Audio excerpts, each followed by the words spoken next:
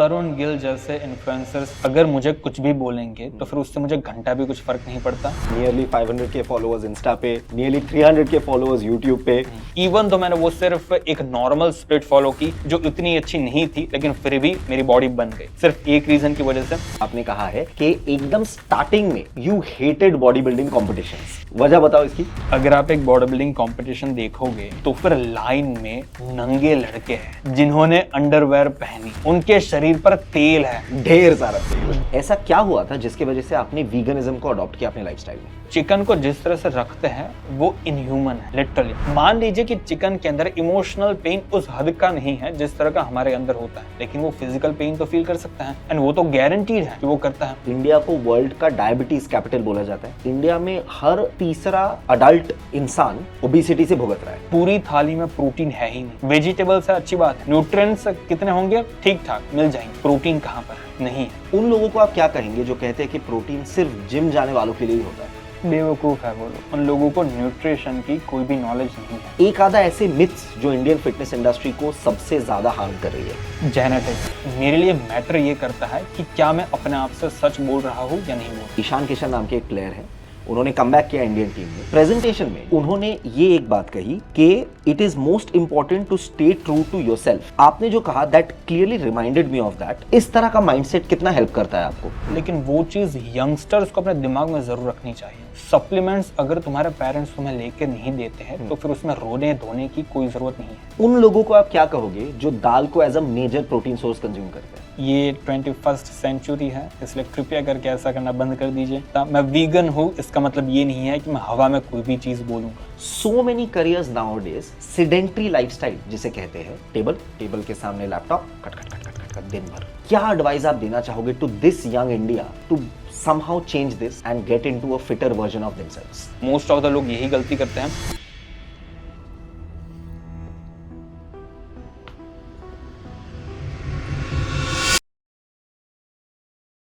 Prem, a very warm welcome हमारे न्यूट्रीबे के studio में। आई किड यू नॉट, जब ये डिसाइडेड हुआ था कि आप हमारे न्यूट्रीबे के टू बी ऑनेस्ट पॉडकास्ट में आओगे, द एंटायर टीम हियर बहुत ही ज़्यादा एक्साइटेड हो गई थी। हाउ आर यू, कैसे हो? मैं ठीक हूँ and thank you so much मुझे यहाँ पर इनवाइट करने के लिए। Absolutely our pleasure. Prem specially आज ही फ्लाइट लेके इस पॉडकास्ट के लिए, और कल एक बहुत ही स्पेशल न्यूट्रीबे वाला शूट होने वाला है, उसके लिए आए हैं। Once again very warm welcome.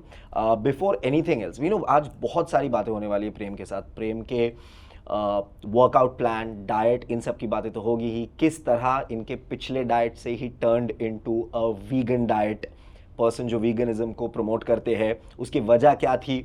A lot of other things भी हम जानेंगे। किस तरह आप अपने डेली घर के डाइट को बेटर बना सकते हैं। अगर आप स्टार्ट आउट कर रहे हैं तो किस तरह आपकी फिटनेस जर्नी को आप इंप्रूव कर सकते हैं। बहुत सारी चीज़ों के बारे में बहुत बातें होने वाली है। बट सबसे पहले I want to ask you a little, और ये मैं मोस्टली हमेशा पूछता हूँ बिकॉज मुझे लगता है बचपन is a very important part जो हमें काइंड ऑफ शेप अप करता है पर्सनैलिटी को। तो in short tell us a little कि बचपन किस तरह का था? बचपन में मैं हमेशा से थोड़ा सा शांत ही था। वो वाला इंसान था जो लास्ट बेंच पर बैठता था एंड किसी को कुछ खास पता भी नहीं रहता था कि वो आज स्कूल में आया है। इस तरह की मेरी कुछ लाइफस्टाइल थी स्कूल के अंदर। लेकिन फिर धीरे धीरे करके फॉर सम रीज़न मेरे फ्रेंड्स इस तरह के बनने लगे कि मैं थोड़ा ज़्यादा एक्सट्रोवर्ट होने लग गया। एंड फिर 11th स्टैंडर्ड में ऐसा भी सीन हुआ था कि मैं बंक मार के स्कूल में से निकल रहा हूँ मेरे फ्रेंड्स के साथ। एंड फिर प्रिंसिपल को पता चल गया, इसलिए फिर वो सर ने मेरे पापा को स्कूल में बुलाया। अच्छा, पेरेंट्स कॉल भी हुआ? हाँ, इस तरह से फिर ऐसी सारी चीज़ें हुई। लेकिन इन जनरल मैं एक ऐसा ही स्टूडेंट था जिसको कुछ चीज़ करनी थी लाइफ के अंदर, क्योंकि वो सेटिस्फाइड नहीं था स्टडीज़ को लेकर। मुझे पता चल गया था कि मैं स्कूल में अच्छा नहीं हूँ, तो चांसेस है कि कॉलेज में भी मैं कुछ खास उखाड़ने वाला नहीं हूँ, क्योंकि मुझे रीड करना पसंद नहीं था। एंड वो सारी चीज़ें मुझे थोड़ी सी बचकानी लगती थी कि ऐसी सारी स्टोरीज़ रीड करनी है, स्टोरीज़ में से क्वेश्चन आंसर लर्न करने हैं, फिर उल्टी करनी है क्वेश्चन पेपर के अंदर। वो सारी चीज़ें बहुत बेकार की लगती थी। इसलिए फिर मुझे पता लग गया था कि स्पोर्ट्स एक ऐसी चीज़ है जिसके अंदर मुझे कुछ ना कुछ करके करियर बनाना ही होगा। एंड स्पोर्ट्स के साथ साथ कंटेंट क्रिएशन भी एक ऐसी चीज़ थी जो मुझे थोड़ी ज़्यादा पसंद थी, क्योंकि जब मैं 9th और 10th स्टैंडर्ड में था तब मैं कैरी मिनाटी को भर भर के देखता था। गेमिंग के वीडियोस में बहुत कंज्यूम करता था, बिंज वॉचिंग करता था मैं। उनके जो लाइव स्ट्रीम होती थी 1-2 घंटे की, वो देखता था। इसलिए फिर मैंने सोचा कि मैं बस इस तरह से उनको देखकर अपना टाइम वेस्ट नहीं कर सकता। इसलिए फिर धीरे धीरे करके मैंने खुद अपनी एक यूट्यूब चैनल बना ली, जिसके अंदर मैं गेमिंग के एंड रोस्टिंग के वीडियोस अपलोड करता था। मैंने वो चैनल का पासवर्ड भी खो दिया है, चैनल पूरी डिलीट कर दी है, इसलिए एक भी वीडियो नहीं है। लेकिन अभी मुझे ऐसा हो रहा है कि अगर मैंने वो चीज़ ना की होती तो फिर थोड़ा ज़्यादा अच्छा होता, क्योंकि वो जो मेमोरी होती वो बहुत इंटरेस्टिंग होती, उसको देखने में मज़ा आता। मैं लोगों को भी दिखा पाता कि इस तरह की हरकतें मैंने की हैं 10th और 9th स्टैंडर्ड में। तो टेल मी अ लिटिल, क्योंकि तुमने कहा जब तुम 11 साल के थे तब से स्पोर्ट्स तुम्हारे लाइफ में आया। टेल अस अ लिटिल, इसकी शुरुआत कैसे हुई, कौन से स्पोर्ट्स से तुमने शुरुआत की? शुरुआत थोड़ी सी नॉर्मल थी। मेरा एक भाई है, मेरा बड़ा भाई है, एंड अगर आपके बड़े भाई होंगे तो फिर आपको पता होगा कि जो भी घर में बड़ा भाई होता है, फॉर सम रीज़न जो छोटा भाई होता है वो उसकी कुछ ज़्यादा ही रिस्पेक्ट करता है। छोटा भाई बड़े भाई की ना? हाँ, छोटा भाई बड़े भाई की। इसलिए मैं भी करता था, इसलिए जो भी वो करता था वो बस मुझे करने का मन करता था कि भाई अगर वो कर रहा है तो फिर मुझे भी करना होगा। इसलिए फिर उसका एक फ्रेंड था, उसने एक ग्राउंड में रनिंग करना शुरू किया था। मेरे भाई ने सोचा कि वो भी जाएगा, इसलिए फिर मैंने भी जाना शुरू किया। हमने रनिंग की उस नॉर्मल से ग्राउंड में, एंड फिर सम रीज़न कुछ लोग हमें मिल गए, एंड फिर उन लोगों के साथ हम लोगों ने सिंथेटिक ग्राउंड में, एक प्रोफेशनल ग्राउंड के अंदर प्रोफेशनली रनिंग करना शुरू कर दिया था। मैंने और मेरे भाई ने, हम दोनों ने ही प्रोफेशनली रनिंग करना शुरू किया। लेकिन मेरे भाई को समझ में आ गया था कि उसको वो नहीं करना है, क्योंकि हमारा स्टेमिना उतना अच्छा नहीं है। लेकिन मैंने गिव अप नहीं किया था, मैंने फिर भी मेहनत की। 400 मीटर की वो स्पोर्ट थी, उसके अंदर जितनी हो सके उतनी जल्दी भागना है, और जो भी जीता उसका रैंक आएगा।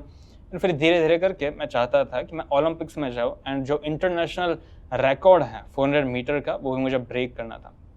ऐसे सारे ड्रीम्स थे, लेकिन ये सारे ही ड्रीम्स टूट चुके थे उस पॉइंट पर जब लॉकडाउन आ गया था। जब मुझे वो हिट हो गया था कि अगर मैं इतने सालों से रनिंग कर रहा हूँ लेकिन फिर भी मैं इस इंडस्ट्री के अंदर अपना करियर 0% मैंने डेवलप किया है, तो फिर उसके पीछे चांसेस है कि मेरी बॉडी इस स्पोर्ट के साथ कनेक्ट नहीं हो रही है।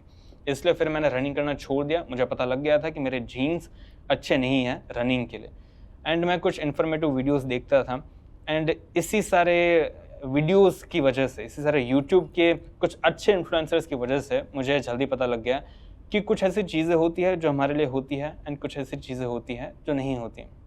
तो मुझे ये बताओ कि लॉकडाउन के टाइम ये तो पता चल गया कि रनिंग आपके लिए नहीं है, ये कब और कैसे पता चला कि रनिंग तो मेरे लिए नहीं है, लेकिन एग्जैक्टली कौन सा वो स्पोर्ट है जो मेरे लिए है, मुझे रिजल्ट्स दिख रहे हैं, ये कैसे हुआ? रनिंग मेरे लिए नहीं है वो मुझे पता तब चला जब मैं थक गया था। इतने साल से अगर मैं कर रहा हूँ, एंड मेरा बेस्ट फ्रेंड ग्राउंड में आकर हम लोग रेस लगाते हैं, एंड वो मेरे साथ दौड़ रहा है। मैं यहाँ पर 5 साल से रनिंग कर रहा हूँ, एंड वो बस 1-2 महीने से आया है। उसने आकर मेरे साथ दौड़ लगाई, मेरे बाजू में वो दौड़ रहा था, एंड चांसेस ऐसे है कि वो मेरे से आगे भी निकल जाता, लेकिन ये तो मेरा ईगो हर्ट हो रहा था, इसलिए चिल्ला कर मैंने बस किसी ना किसी तरह से उसके साथ रेस फिनिश की, एंड मैं थोड़ा सा आगे भी था। लेकिन वो पॉइंट ऐसा था जो मुझे हिट कर गया था कि अब मैं नहीं कर सकता, क्योंकि एक न्यूबी आकर एक एडवांस लिफ्टर को चैलेंज दे दे एंड वो जीत जाए, तो फिर ये ऑब्वियस है कि उस इंडस्ट्री में तुम्हारा कुछ होने नहीं वाला। एंड मैं चाहता था कि मेरा इसके अंदर करियर बने, एंड अगर नहीं बन सकता तो फिर मुझे एक्सेप्ट करना होता, मुझे एक्सेप्ट करना ही पड़ा। इसलिए फिर मैंने कैलिस्थेनिक्स करना शुरू किया। कैलिस्थेनिक्स भी, मैं एक लव गार्डन करके गार्डन है मेरे सिटी के अंदर, वहाँ पर जाकर मैं पुलअप्स करता था। मैंने बार लिए थे, इस तरह के बहुत बड़े बड़े बार आते हैं, वो मैंने परचेज़ किए थे अमेज़ॉन पर से, एंड फिर उसके ऊपर मैं हैंडस्टैंड और हैंडस्टैंड पुशअप्स करता था, ताकि मेरे शोल्डर्स, मेरे ट्राइसेप्स, ये सारी चीज़ें भी डेवलप हो जाए। लेकिन अभी बात मसल बिल्डिंग पर नहीं आई है। मैं कैलिस्थेनिक्स करके कैलिस्थेनिक्स के अंदर नेशनल लेवल पर जाने की कोशिश कर रहा था, क्योंकि मैं चाहता था कि वो जो जिस तरह का कंट्रोल होता है हमारी बॉडी के ऊपर, हमारे माइंड के ऊपर, ये सारी चीज़ें मुझे बहुत अट्रैक्टिव लगती थी, क्योंकि सेल्फ कंट्रोल होता है दिमाग का, लेकिन वो दिमाग का सेल्फ कंट्रोल अगर आप अपनी बॉडी के थ्रू एक्सप्रेस कर सकते हो तो फिर वो चीज़ बहुत इंटरेस्टिंग लगने लगती है। एंड मैं छोटा था, इसलिए फिर मुझे लगा कि अगर कुछ करना है तो फिर कैलिस्थेनिक्स ही करना है, और कोई चीज़ क्यों करूँ मैं। इसलिए फिर मैंने कैलिस्थेनिक्स पर सीरियसली ध्यान देना शुरू किया।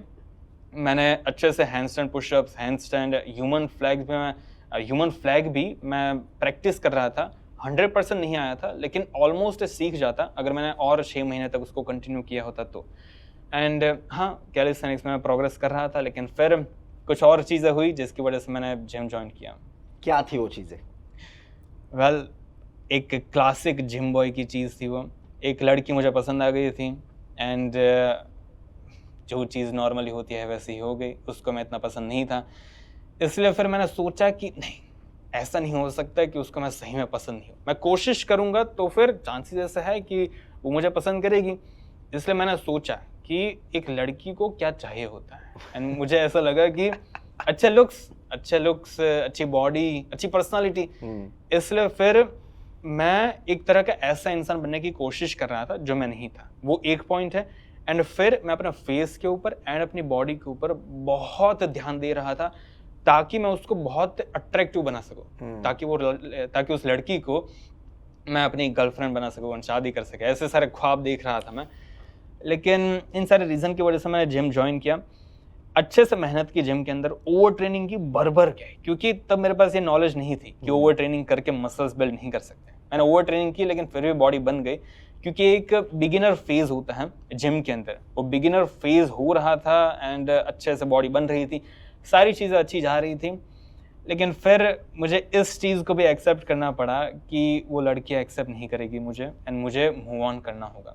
एंड उस मूव ऑन को करने के लिए मुझे बहुत साल लग गए थे, लेकिन जैसे तैसे करके मैंने मूव ऑन किया। एंड मैं कोशिश कर रहा था कि वो जो पैशन है, वो लड़की को अट्रैक्ट करने का, उस पैशन को मुझे किसी और जगह पर डाइवर्ट करना होगा। एंड उस डाइवर्जन के पूरे खेल के अंदर 2-3 चीज़ें आ गई थी। एक तो बुक रीडिंग थी, उसके बाद कंटेंट क्रिएशन था एंड जिम था। इन तीनों ही चीज़ों के ऊपर मैं मैक्स आउट करने की कोशिश कर रहा था। बहुत फेल हुआ, बहुत सारी मिस्टेक्स की, लेकिन जैसे तैसे करके मैंने अपना करियर बना दिया फिटनेस इंडस्ट्री के अंदर। एंड अभी भी मैं जब इस चीज़ के बारे में सोचता हूँ तो फिर मुझे बहुत अच्छा लगता है कि इतनी सारी चीज़ें की एंड फाइनली एक चीज़ असल में वर्क कर रही है। बहुत ही अच्छे से वर्क कर रही है। नियरली 500 के फॉलोअर्स इंस्टा पे, नियरली 300 के फॉलोअर्स यूट्यूब पे। टेल मी वन थिंग, आप कितने साल के थे जब आपने ये जिम सीरियसली ज्वाइन किया उस लड़की को इम्प्रेस करने के लिए? तब मैं 11th 12th स्टैंडर्ड में था, सो एज अराउंड होगी 16-17 के आसपास। 16-17। और फिर वो लड़की मिली? नहीं। ये ना मुझे वो मीम का याद दिलाता है कि बहुत सारे ऐसे मतलब मीम्स है कि जिम ज्वाइन किया, बॉडी तो बन गई, लेकिन मैक्सिमम जब भी मैं कुछ डालता हूँ इंस्टा पे या सोशल मीडिया पे अपनी बॉडी के बारे में, तो एक्सपेक्ट करते हैं कि हम कि लड़कियों के कमाल के रिप्लाईज आएंगे।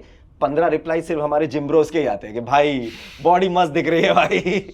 एग्जैक्टली यही रियलिटी हो जाती है। हाँ, सो टेल मी समथिंग कि वजह तो ये थी जिसकी वजह से जिमिंग स्टार्ट हुआ and then content creation start हुआ, बट देन एकदम स्टार्टिंग में जब वो लड़की वाला फैक्टर निकल गया and it turned into your passion, तो शुरुआती दिनों में किस तरह आप अपनी ट्रेनिंग कर रहे थे? आपने पीटी लिया था या जनरल से ही कर रहे थे या खुद सीख रहे थे? सेल्फ ट्रेन कर रहे थे तो कैसे? यूट्यूब अगर किसी को देख रहे थे तो किसको देख रहे थे? इनिशियल ईयर्स मंथ्स कैसे थे? मैं बहुत बुरी तरह से अपने आप को सेल्फ ट्रेन कर रहा था। एक तो मेरी स्लीप साइकिल बहुत बेकार की थी। जिम में जाकर मैं ओवर ट्रेनिंग करता था, जो अच्छी बात नहीं है, लेकिन एक अच्छी बात कर दी थी मैंने कि मैं एटलीस्ट डेली का प्रोटीन टेक कंप्लीट करने की कोशिश कर रहा था। एंड उसके साथ साथ मैं जिम के अंदर एक ठीक ठाक स्प्लिट फॉलो कर रहा था। पुश पुल लेग स्प्लिट में फॉलो करता था, जिसके अंदर मंडे को आपको चेस्ट, शोल्डर्स एंड ट्राइसेप्स को ट्रेन करना होता है, फिर पुल डे के अंदर back, biceps and riddles, and फिर वेडनेसडे को लेग्स, एंड फिर यही 3 दिन हमें थर्सडे, फ्राइडे एंड सैटरडे को रिपीट करने होते हैं।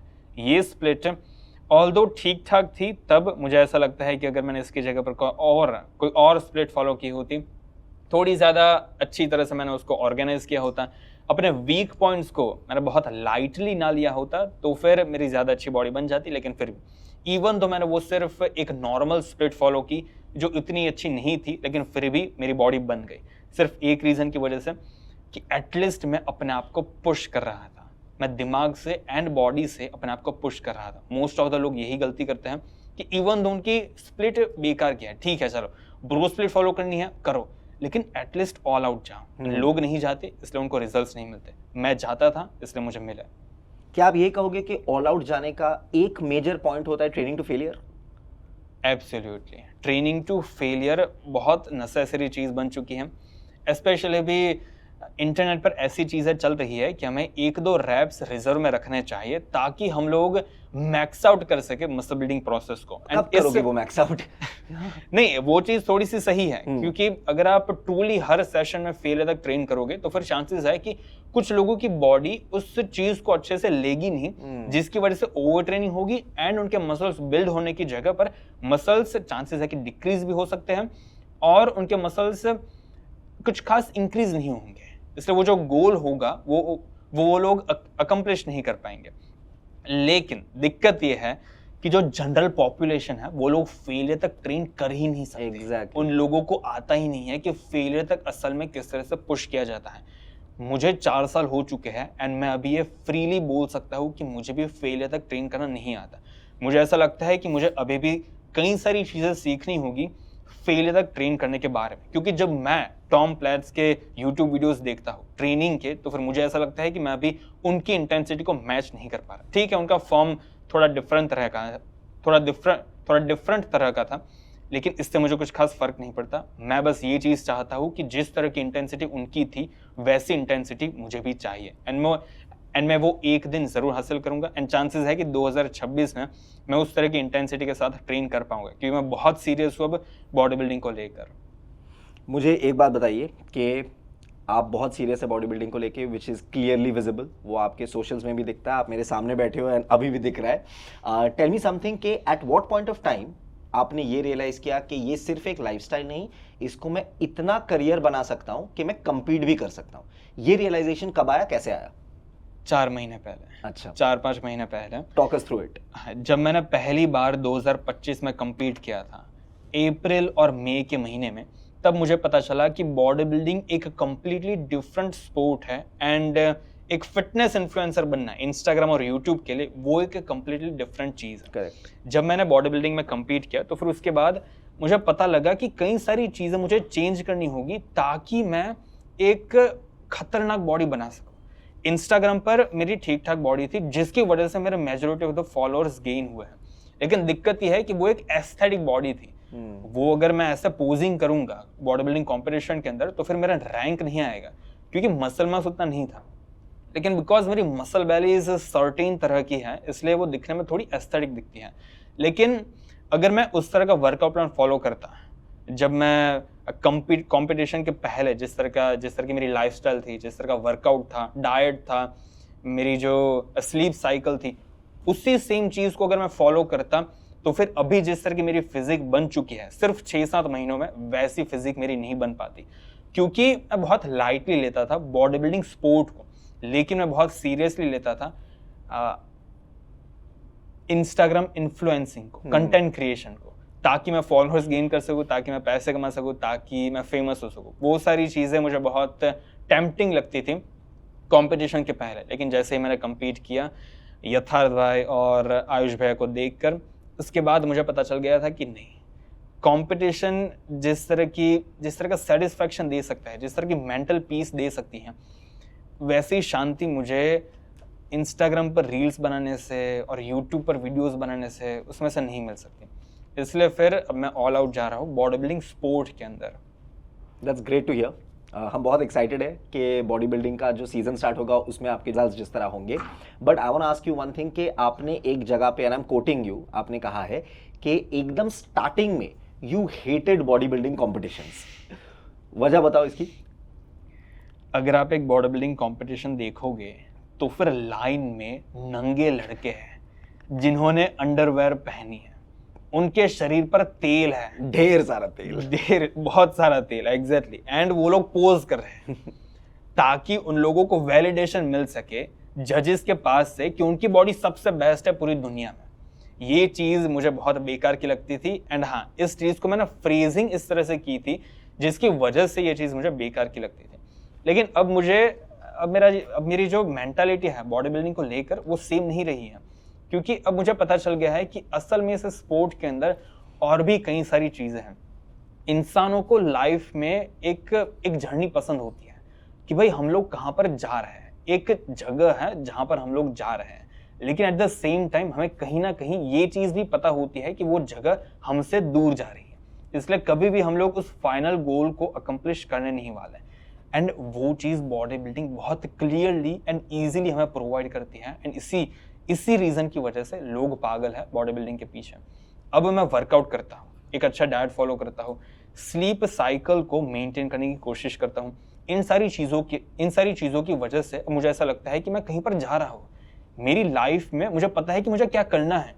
ये एक तरह का ऑर्गेनाइज्ड ह्यूमन बींग हमें बना देता है बॉडी बिल्डिंग स्पोर्ट, एंड यही चीज़ मुझे बहुत पसंद आ रही है, इसलिए मैं इस स्पोर्ट को अब बहुत सीरियसली ले रहा हूँ। That's great to hear. आपका पहला बॉडी बिल्डिंग कॉम्पिटिशन कौन सा था और उसका एक्सपीरियंस कैसा था, छोटे में अगर बताइए हमें। पहला बॉडी बिल्डिंग कॉम्पिटिशन 2025 का ही था, वो मैंने पहली बार उसमें कम्पीट किया था। एक्सपीरियंस मैं वर्ड्स के थ्रू एक्सप्रेस नहीं कर सकता। मैं बोलूँगा कि बहुत अच्छी फीलिंग थी, स्टेज पर मुझे थोड़ा कॉन्फिडेंट फील हो रहा था, लेकिन वो चीज़ कोई भी इंसान असल में फील नहीं कर पाएगा।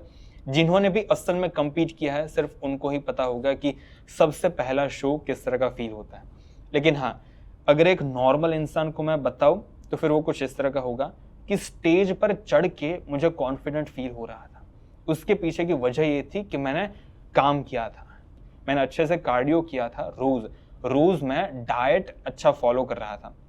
एंड वो जो 1 महीना था, जैसे 1 महीने के अंदर मैंने पूरी प्रेप की थी, प्रेप टाइम, हाँ प्रेप टाइम, उसमें मैंने बहुत सारी मिस्टेक्स की, लेकिन फिर भी जैसे तैसे करके मैं उस स्टेज पर पहुंच चुका था। एंड मुझे पता था कि शायद मैं जीतूंगा नहीं, लेकिन ठीक है, जो चीज़ मैंने इस शो के लिए की है वो चीज़ मेरे लिए बहुत इंपॉर्टेंट थी, इसलिए मैंने ऑल आउट दिया। एंड इन्हीं सारी रीजंस की वजह से मुझे बहुत मज़ा आया। एंड हाँ, मेरी पोजिंग बहुत बेकार की थी, एंड जैसे पोजेस मेंस फिजिक कैटेगरी में नहीं करने चाहे वैसे पोजेस में मैं वहाँ जाकर हिट कर रहा था, जो बहुत बेकार का सीन था, लेकिन ठीक है, पहले शो में बहुत सारे लोग गलती करते हैं। तो एक वो दिन था और एक आज का दिन है where you have even stated कि आप इंटरनेशनली कम्पीट करना चाहते हो और आप कंट्री को रिप्रेजेंट करना चाहते हो। Why is it so important for you कि आप कंट्री को रिप्रेजेंट करना चाहते हो? ये स्विच कब आया? क्योंकि देखिए, इंडिया के अंदर जो बॉडी बिल्डिंग स्पोर्ट है वो धीरे धीरे अच्छा जा रहा है, लेकिन जो नेचर बॉडी बिल्डर्स है वो इतने फेमस नहीं हुए हैं।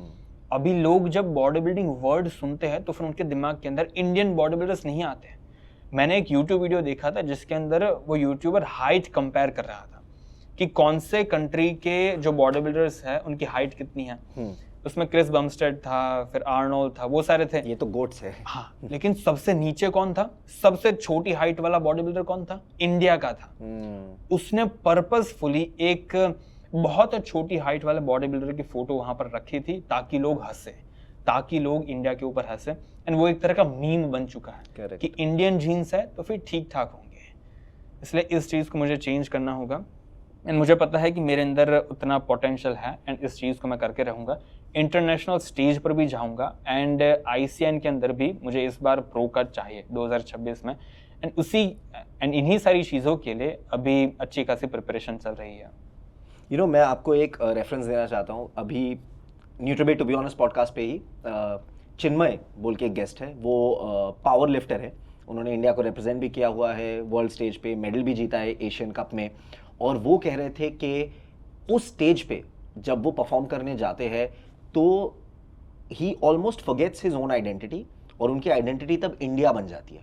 वो भूल ही जाते हैं कि वो चिन्मय फ्रॉम गाजियाबाद है, देन ही इज़ इंडिया। उनको लगता है कि वो कंट्री का पूरा भार उनके सर पे है, और वो उनको एक बहुत अच्छा पुश देता है। Is this something that you are also looking forward to, पहली बार कंपीट करने के टाइम ग्लोबली? मैं ऐसा चाहता नहीं हूँ कि मैं इस तरह की चीज़ें फील करूँ कंपटीशन के अंदर। अगर ये नेचुरली आएगा तो फिर वही सबसे बेस्ट रहेगा। मैं ऐसा इस तरह का इतना अच्छा सीन आर्टिफिशियली क्रिएट करना नहीं चाहता। नेचुरली हो तो हो। हाँ, नेचुरली हो तो बिल्कुल। I want to ask you, और इसके आई एम वेरी श्योर 2 अलग जवाब होंगे। अपने वर्कआउट स्केड्यूल के बारे में करंटली हमें बताइए कि आपका वर्कआउट स्केड्यूल किस तरह का है, आप कौन सा स्प्लिट फॉलो कर रहे हो राइट नाउ? मेरा जो अभी करंट का वर्कआउट रूटीन है वो push pull legs, rest, push pull legs, कुछ इसी तरह का वर्कआउट रूटीन है। लेकिन इसमें बहुत सारे चेंजेस हैं जो बताना मेरे लिए भी थोड़ा मुश्किल है, क्योंकि मेरा जो वर्कआउट प्लान है वो थोड़े थोड़े दिनों के बाद चेंज होता रहता है, इसलिए मुझे याद भी नहीं रहता कि अभी एग्जैक्टली कौन से मसल को मैं रेगुलर बेसिस पर ट्रेन कर रहा हूँ। एंड मेरा वॉल्यूम अभी बहुत ज़्यादा है, उस चीज़ को लेकर कई सारे लोगों ने कमेंट्स किया है, रिप्लाइज करते हैं कि इतना ज़्यादा वॉल्यूम परफॉर्म करने की ज़रूरत क्या है, रिकवर नहीं होगी बॉडी, ओवर ट्रेनिंग कर रहा हूँ। लेकिन ऐसा कुछ भी नहीं हो रहा, मैं अच्छी प्रोग्रेस कर रहा हूँ एंड प्रोग्रेस ही है वो चीज़ जो असल में मैटर करती है वर्कआउट रूटीन के अंदर। अगर मुझे अच्छी प्रोग्रेस दिख रही है तो फिर चांसेस है कि मेरा वर्कआउट रूटीन है अच्छा। इसलिए जस्ट बिकॉज कुछ लोग बोल रहे हैं इसका मतलब ये नहीं है कि मैं अपना हाई वॉल्यूम वर्कआउट करना छोड़ दूंगा। एंड अगर वर्कआउट रूटीन की बात करें तो फिर मंडे को मैं चेस्ट, शोल्डर्स एंड बाइसेप्स को ट्रेन करता हूँ। अच्छा, चेस्ट, शोल्डर, बाइसेप। हाँ। फिर ट्यूसडे को बैक, ट्राइसेप्स एंड अपने रेडल्स को ट्रेन करता हूँ। इसके बाद वेडनेसडे को क्वाड फोकस्ड होता है, क्वाड्स को ट्रेन करता हूँ, एडक्टर्स को ट्रेन करता हूँ एंड काल्व्स को ट्रेन करता हूँ। उसके बाद फिर वापस से Thursday, Friday, Monday and Tuesday वाला वर्कआउट रिपीट होता है, ऑलमोस्ट सेम रहता है।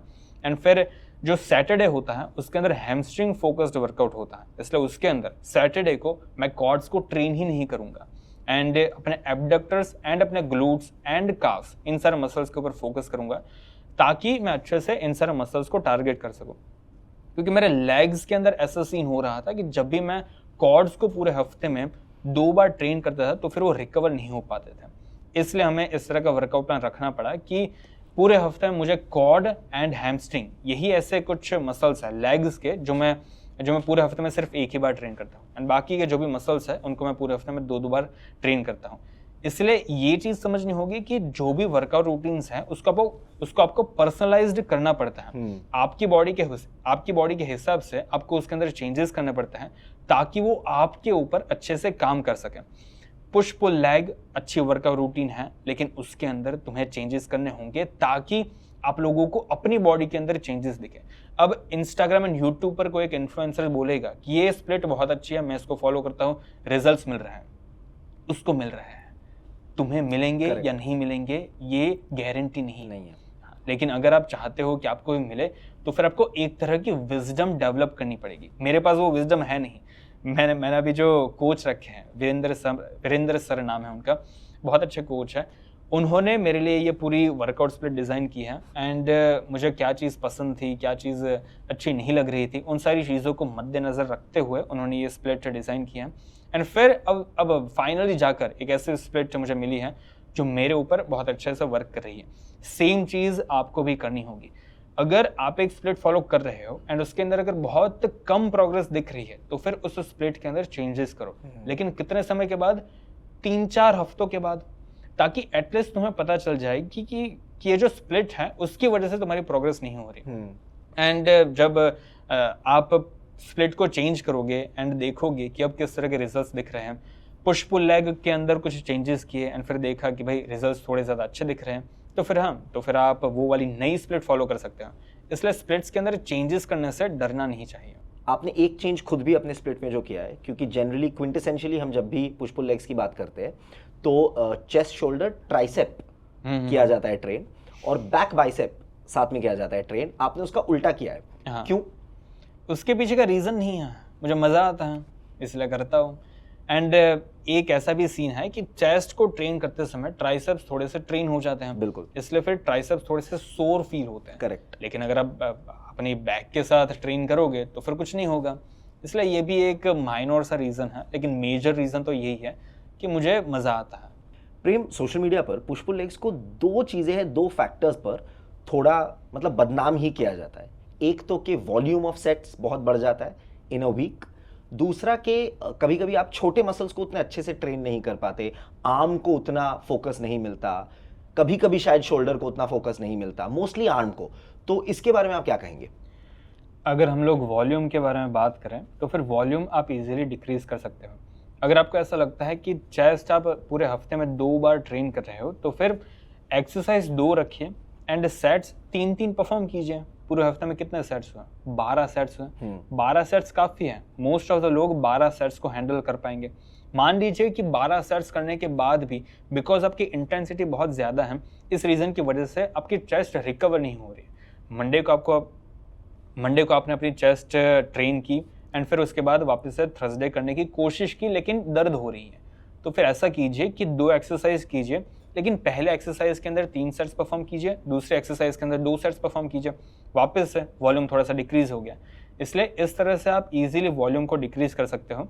एंड आर्म्स को फोकस नहीं मिलता।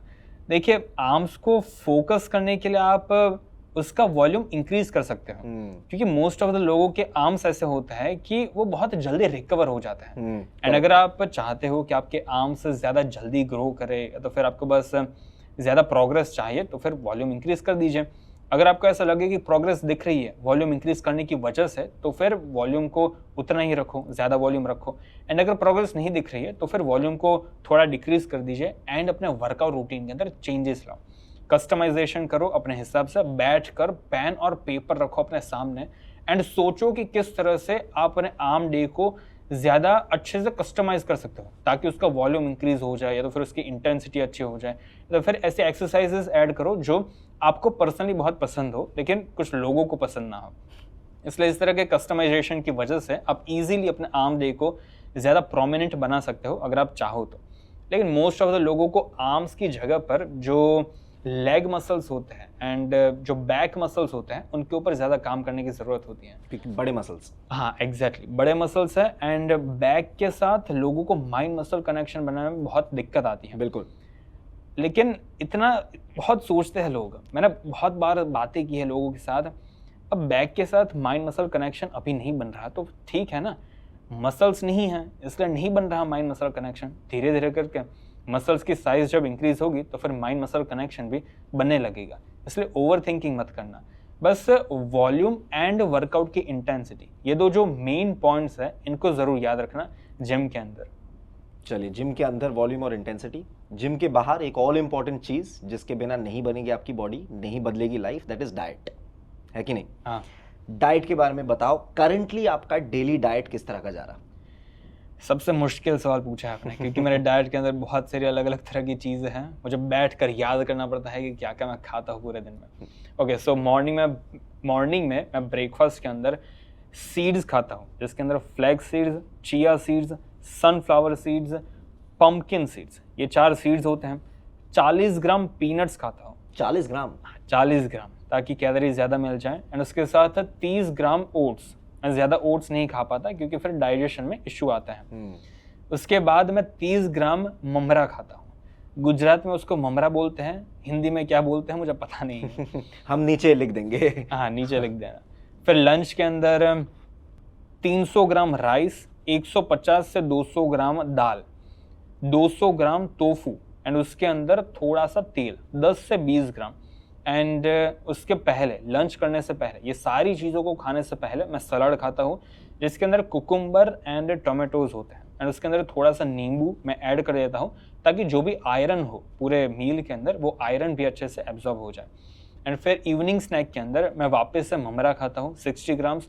उसके साथ 40 ग्राम मैं पीनट्स खाता हूँ। एंड फिर डिनर के अंदर मैं वापस से वो टोफू वाली मील खाता हूँ, जिसके अंदर 200 ग्राम टोफू होता है, 300 ग्राम राइस होते हैं एंड 40 ग्राम पीनट्स होता है। अब पी प्रोटीन की स्कूप मैं पूरे दिन में कुछ इस तरह से लेता हूँ। एक तो मॉर्निंग में ओट मील के अंदर होगी, फिर इवनिंग की जो मील है उसके साथ होगी, एंड फिर वर्कआउट करने के बाद भी मैं 1 स्कूप लेता हूँ। इसलिए पूरे दिन के अंदर मैं 3 स्कूप लेता हूँ पी प्रोटीन की। अब कौन सा पी प्रोटीन कंज्यूम कर रहे हो आप? न्यूट्राबे का जो चॉकलेट फ्लेवर का पी प्रोटीन है उसको मैं यूज़ करता हूँ, क्योंकि उसका टेस्ट मुझे पसंद है एंड मैं भरोसा करता हूँ कि इसके अंदर क्वालिटी असल में होगी। जितने अमीनो एसिड्स इसमें बोल रहे हैं वो असल में होंगे। बिल्कुल असल में है ही, पूरा टेस्टेड करवा के हमने दिया है and it has all the 9 essential amino acids for muscle building. Result आपको दिख ही रहा है। वो तो है। ये हो गया अभी का। इन शॉर्ट, इतना डिटेल की जरूरत नहीं, बट इन शॉर्ट मुझे जरा बताइए कि वीगनिज्म अडॉप्ट करने से पहले आपका डेली डाइट किस तरह का दिखता था? वीगनिज्म अडॉप्ट करने से पहले मैं भर भर के दूध और अंडे खाता था। दूध में सीरियसली थोड़ा एडिक्टेड था, मुझे बहुत पसंद था दूध पीना। एंड अंडे भी मैं पूरे दिन के अंदर अराउंड 7-8 अंडे खाता था। होल? हाँ, होल एग्स खाता था, क्योंकि मुझे हमेशा से थोड़ी बल्किंग की ज़रूरत होती ही थी। मेरा बॉडी फैट परसेंटेज बहुत लो ही रहता था, इसलिए कुछ इस तरह का मील था। ये सवाल मैं आपसे पूछना चाहता हूँ, you take your time while answering this, ऐसा क्या हुआ था जिसकी वजह से आपने वीगनिज्म को अडॉप्ट किया अपने लाइफस्टाइल में? आचार्य प्रशांत और अरविंद नाम का एक वीगन एक्टिविस्ट हैं, वो बहुत अच्छे हैं, उनके बहुत सारे वीडियोस हैं, लॉजिकली वीगनिज्म को डिफेंड करते हैं एंड एक्सप्रेस करते हैं कि वीगनिज्म की आइडियोलॉजीज क्या क्या हैं। सबसे पहले मैंने अरविंद भैया का कुछ यूट्यूब वीडियो ऑटोमेटिकली रिकमेंड हो गया था, मुझे पता नहीं है, मैंने देखना शुरू किया एंड उनके तर्क इस तरह के थे कि मेरे पास कुछ आंसर ही नहीं था। अंडे नहीं खाने चाहिए, दूध नहीं पीना चाहिए एंड उसके पीछे वो रीजंस देते थे कि गाय हो रहा है एंड वो चीज़ अच्छी बात नहीं है। इस तरह से बछड़े आते हैं, इस तरह से बुल के जो होती हैं उसको काट दिया जाता है। ऐसी सारी चीज़ें देखने के बाद इंटरनेट पर मुझे लगा कि दूध पीने की अगर असल में ज़रूरत नहीं है, उसके अंदर जितने भी न्यूट्रिएंट्स हैं उसको अगर मैं सप्लीमेंट के थ्रू एंड डाइट के अंदर कुछ चेंजेस करके अगर ले सकता हूँ तो फिर गाय का करने की मुझे क्या ज़रूरत है। इसलिए वो सीन एक निकल गया एंड फिर चिकन को जिस तरह से रखते हैं वो इनह्यूमन है लिटरली। मेरे घर के पास एक अंडे की शॉप थी, वहाँ से ही मैं अंडे लेता था। वहाँ पर चिकन को एक बक्से में रखा जाता था, बक्से में, क्रैम्प तो नहीं, जगह थी, लेकिन उसके बाजू में मारते थे उन्हीं सारे चिकन को। यहाँ से उठा एक चिकन, वहाँ पर अभी भी और भी चिकन हैं जो बस देख रहे हैं, जो सूंघ रहे हैं। उठाया, इस तरह से गला काटा एंड फिर वो जो भी स्किन निकालनी होती है वो निकाला एंड फिर कस्टमर्स को दे रहे हैं, लाइव देते हैं वो लोग, ताकि कस्टमर्स को ऐसा लगे कि भाई क्वालिटी अच्छी है, फ्रेश मिल रहा है। हाँ एग्जैक्टली, फ्रेश मिल रहा है। स्टार्टिंग में ये सारी चीजें देखने के बाद मुझे लगता था कि ठीक है, अब सब खा रहे हैं, हम भी खा रहे हैं। एग्जैक्टली, कल्चर में है, नॉन वेजिटेरियन इतना फेमस डाइट है, तो फिर मैं क्यों फॉलो ना करूं। लेकिन फिर अरविंद भैया को मैंने देखा तो फिर मुझे लगा कि नहीं यार, इनकी बात सही है। अगर मैं आपको थप्पड़ मारूं आपको अच्छा नहीं लगेगा, आप अगर मुझे मारोगे मुझे अच्छा नहीं लगेगा। इमोशनल पेन के साथ साथ फिजिकल पेन भी होगा। मान लीजिए कि चिकन के अंदर इमोशनल पेन उस हद का नहीं है जिस तरह का हमारे अंदर होता है, क्योंकि हम लोग ओवर थिंकिंग जैसी चीज़ों को कर सकते हैं। चिकन शायद नहीं कर सकता, ठीक है, लेकिन वो फिजिकल पेन तो फील कर सकता है एंड वो तो गारंटीड है कि वो करता है। तो फिर उसको इस तरह से ट्रीट करने की ज़रूरत क्या है। अब ये फंडामेंटल चीज़ें हो गई हैं, ये सारी चीज़ें मैंने सुनी। अब मुझे एक तरह का सेल्फ रिफ्लेक्ट करना पड़ा था कि अगर ये सारी चीज़ें मुझे पता है एंड फिर भी अगर मैं इन सारी चीज़ों को कंज्यूम करूं तो फिर ये क्या शो करता है। मैंने कोई चीज़ इंटरनेट पर से कंज्यूम की जो इन्फॉर्मेटिव थी, इन्फॉर्मेशन मैंने गैदर की, ठीक है, इन्फॉर्मेशन थी, मैंने उसको जाने दिया। ये क्या शो करता है कि मैं एक ऐसा इंसान हूं जो बैठकर नॉलेजेबल चीज़ें लेने की कोशिश करता है, लेकिन उसको असल में जो ज्ञान होता है, जो विजडम होती है, वो डेवलप करने में उसको कोई इंटरेस्ट नहीं है। एंड इस तरह का इंसान मुझे नहीं बनना था एंड इसीलिए ही ये जो भी नॉलेज थी उसको किसी ना किसी तरह से मुझे अपनी प्रैक्टिकल लाइफ में इम्प्लीमेंट करना ही था। कोई ऑप्शन नहीं बचा था, क्योंकि वो जो जिस तरह का इंसान अगर मैं बन जाता, जो मुझे नहीं बनना था, तो फिर मेरी लाइफ नर्क बन जाती, जो बहुत बार बनी है। इसलिए मुझे उसको अवॉइड करना पड़ा एंड इसलिए फिर मैं वीगनिज्म में ज़्यादा इन्वॉल्व होने लग गया। मैं अपने डाइट के अंदर ज़्यादा चेंजेस करने लग गया, सप्लीमेंट्स कुछ ऐड किए एंड हाँ, यही है मेरी पूरी प्रोसीजर वीगनिज्म बनने की। कौन कौन से सप्लीमेंट्स थे जो ऐड किए? सप्लीमेंट्स कैल्शियम का मैंने ऐड किया, जो बहुत लेट ऐड किया था, जो बुरी बात है। कैल्शियम का, मल्टीविटामिन्स का, फिर पी प्रोटीन का, ग्लूकोसामाइन, फिर ओमेगा 3 फैटी एसिड्स, जो बहुत सिलेक्टिवली हमें चूज़ करनी पड़ती है मार्केट में से, क्योंकि वीगन ओमेगा 3 सब कंपनियां अच्छी प्रोड्यूस नहीं कर पाती। एंड फिर बोन्स के कुछ और सप्लीमेंट्स हैं जो मैंने अपनी डाइट के अंदर ऐड किए थे, बिकॉज मैं हार्ड फिजिकल ट्रेनिंग करता हूँ एंड मुझे अपने नी पेन होता था, इसलिए उस चीज़ को फिक्स करने के लिए मुझे थोड़े सप्लीमेंट्स ऐड करने पड़े थे। मैं आपसे एक चीज़ पूछना चाहता हूँ। मैं बहुत सारा रिसर्च कर रहा था और मुझे 2 ऐसे स्टेटिस्टिक्स पता चले जिसने मुझे काफ़ी शॉक भी नहीं किया एक्चुअली। इंडिया करंटली और पिछले कुछ सालों से ही इंडिया को वर्ल्ड का डायबिटीज़ कैपिटल बोला जाता है, इतने लोग डायबिटीज़ से सफ़र कर रहे हैं। दूसरा स्टैटिस्टिक मुझे पता चला कि इंडिया में हर तीसरा अडल्ट इंसान ओबेसिटी से भुगत रहा है। ये 2 स्टैटिस्टिक्स मुझे पता चले। तो अब मैं ज़रा जानना चाहता हूँ कि हम जो घर पे बेसिक थाली खा रहे हैं, जो घर का खाना हम कंज्यूम कर रहे हैं, क्या वो एक्चुअली अच्छा है, न्यूट्रिशियस है कि नहीं? आपकी क्या राय है इस बारे में? सबसे पहले तो अगर हम लोग डायबिटीज़ की बात करें तो फिर हमें ये समझना होगा कि जब भी हम लोग हाई कार्बोहाइड्रेट्स मील कंज्यूम करते हैं एंड उसके अंदर अगर सलाद एंड प्रोटीन नहीं होता तो फिर हमारा जो ब्लड शुगर लेवल होगा वो राइज होगा, अच्छा खासा स्पाइक होगा, जिसकी वजह से हमें डायबिटीज हो रही है। एंड स्पाइक अगर 1-2 बार होता है तो फिर ठीक है, करेक्ट, 30 साल से होगा तो फिर डायबिटीज होगी ही, and on a daily basis. Exactly, daily basis पर इंडियंस के साथ ऐसी सारी चीजें हो रही है। यही एक रीजन है कि क्यों इतने सारे लोगों को डायबिटीज है। मेरे घर के अंदर भी कई सारे लोगों को है डायबिटीज, जो मुझे पसंद नहीं है। एंड इसी चीज को सॉल्व करने के लिए जो सबसे बेसिक चीज है हमें वही ऐड करनी है। मील के पहले सलाद खाना है एंड मील्स के अंदर प्रोटीन होना ही चाहिए, किसी तरह का प्रोटीन हमें ऐड करना होगा। एंड अगर आप एक पिंटरेस्ट पर जाकर बस लिखोगे इंडियन थाली, उसके अंदर देखना कि किस तरह के इमेजेस आ रहे हैं, क्या क्या फूड आइटम्स है हमारी थाली के अंदर। रसगुल्ले, गुलाब जामुन, रोटी, सब्जी, दाल, राइस, ठीक है, अच्छी बात है, ये सारी चीज़ें घर में बनी है, क्या प्रॉब्लम है, कभी कभी खाते हो चल जाएगा, लेकिन प्रोटीन कहाँ पर है इसमें? एग्जैक्टली, पूरी थाली में प्रोटीन है ही नहीं। वेजिटेबल्स है, अच्छी बात है, न्यूट्रिएंट्स कितने होंगे, ठीक ठाक मिल जाएंगे, प्रोटीन कहाँ पर है? नहीं है। प्रोटीन को ऐड करने के लिए हमें हमारी थाली के अंदर टोफू मैंडेटरी ऐड करना होगा। टोफू के साथ साथ अगर डाइट के अंदर पी प्रोटीन जैसी चीज़ें होगी तो भी ज़्यादा आसानी होगी। जो एक कंप्लीट अमीनो एसिड प्रोफाइल होती है उसको कंप्लीट करने के लिए हमारी डाइट के अंदर हेल्दी अमाउंट का प्रोटीन होना चाहिए। एंड हाँ, हर एक मील के पहले सलाद खाना भी बहुत इंपॉर्टेंट है। उन लोगों को आप क्या कहेंगे जो कहते हैं कि प्रोटीन सिर्फ जिम जाने वालों के लिए ही होता है? बेवकूफ़ है वो लोग, उन लोगों को न्यूट्रिशन की कोई भी नॉलेज नहीं है। मेरे घर के अंदर मेरी भी मम्मी है, मैं उनको भी प्रोटीन पाउडर खिलाता हूँ। मेरे पापा को भी मैं कहता हूँ कि प्रोटीन पाउडर आपको भी खाना होगा, क्योंकि अगर आप नहीं खाओगे तो फिर जब आपकी उम्र 70 ईयर्स हो जाएगी, 65 ईयर्स के आप हो जाओगे तो फिर आप अच्छे से चल नहीं पाओगे। एग्जैक्टली। अगर मसल्स को प्रिजर्व करना है, बोन्स को हेल्दी रखना है, तो फिर प्रोटीन खाना ही होगा। मैक्रोन्यूट्रिएंट्स सिर्फ 2 नहीं होते, फैट्स एंड कार्बोहाइड्रेट्स ही नहीं है, करेक्ट, प्रोटीन भी है जिसको हमें सीरियसली लेना होगा। अगर आप मान लीजिए कि आपका बॉडी वेट 80, 70, 60 kg है, नॉर्मल घर की थाली आप खाओगे तो फिर कितना प्रोटीन मिलेगा आपको, क्या लगता है?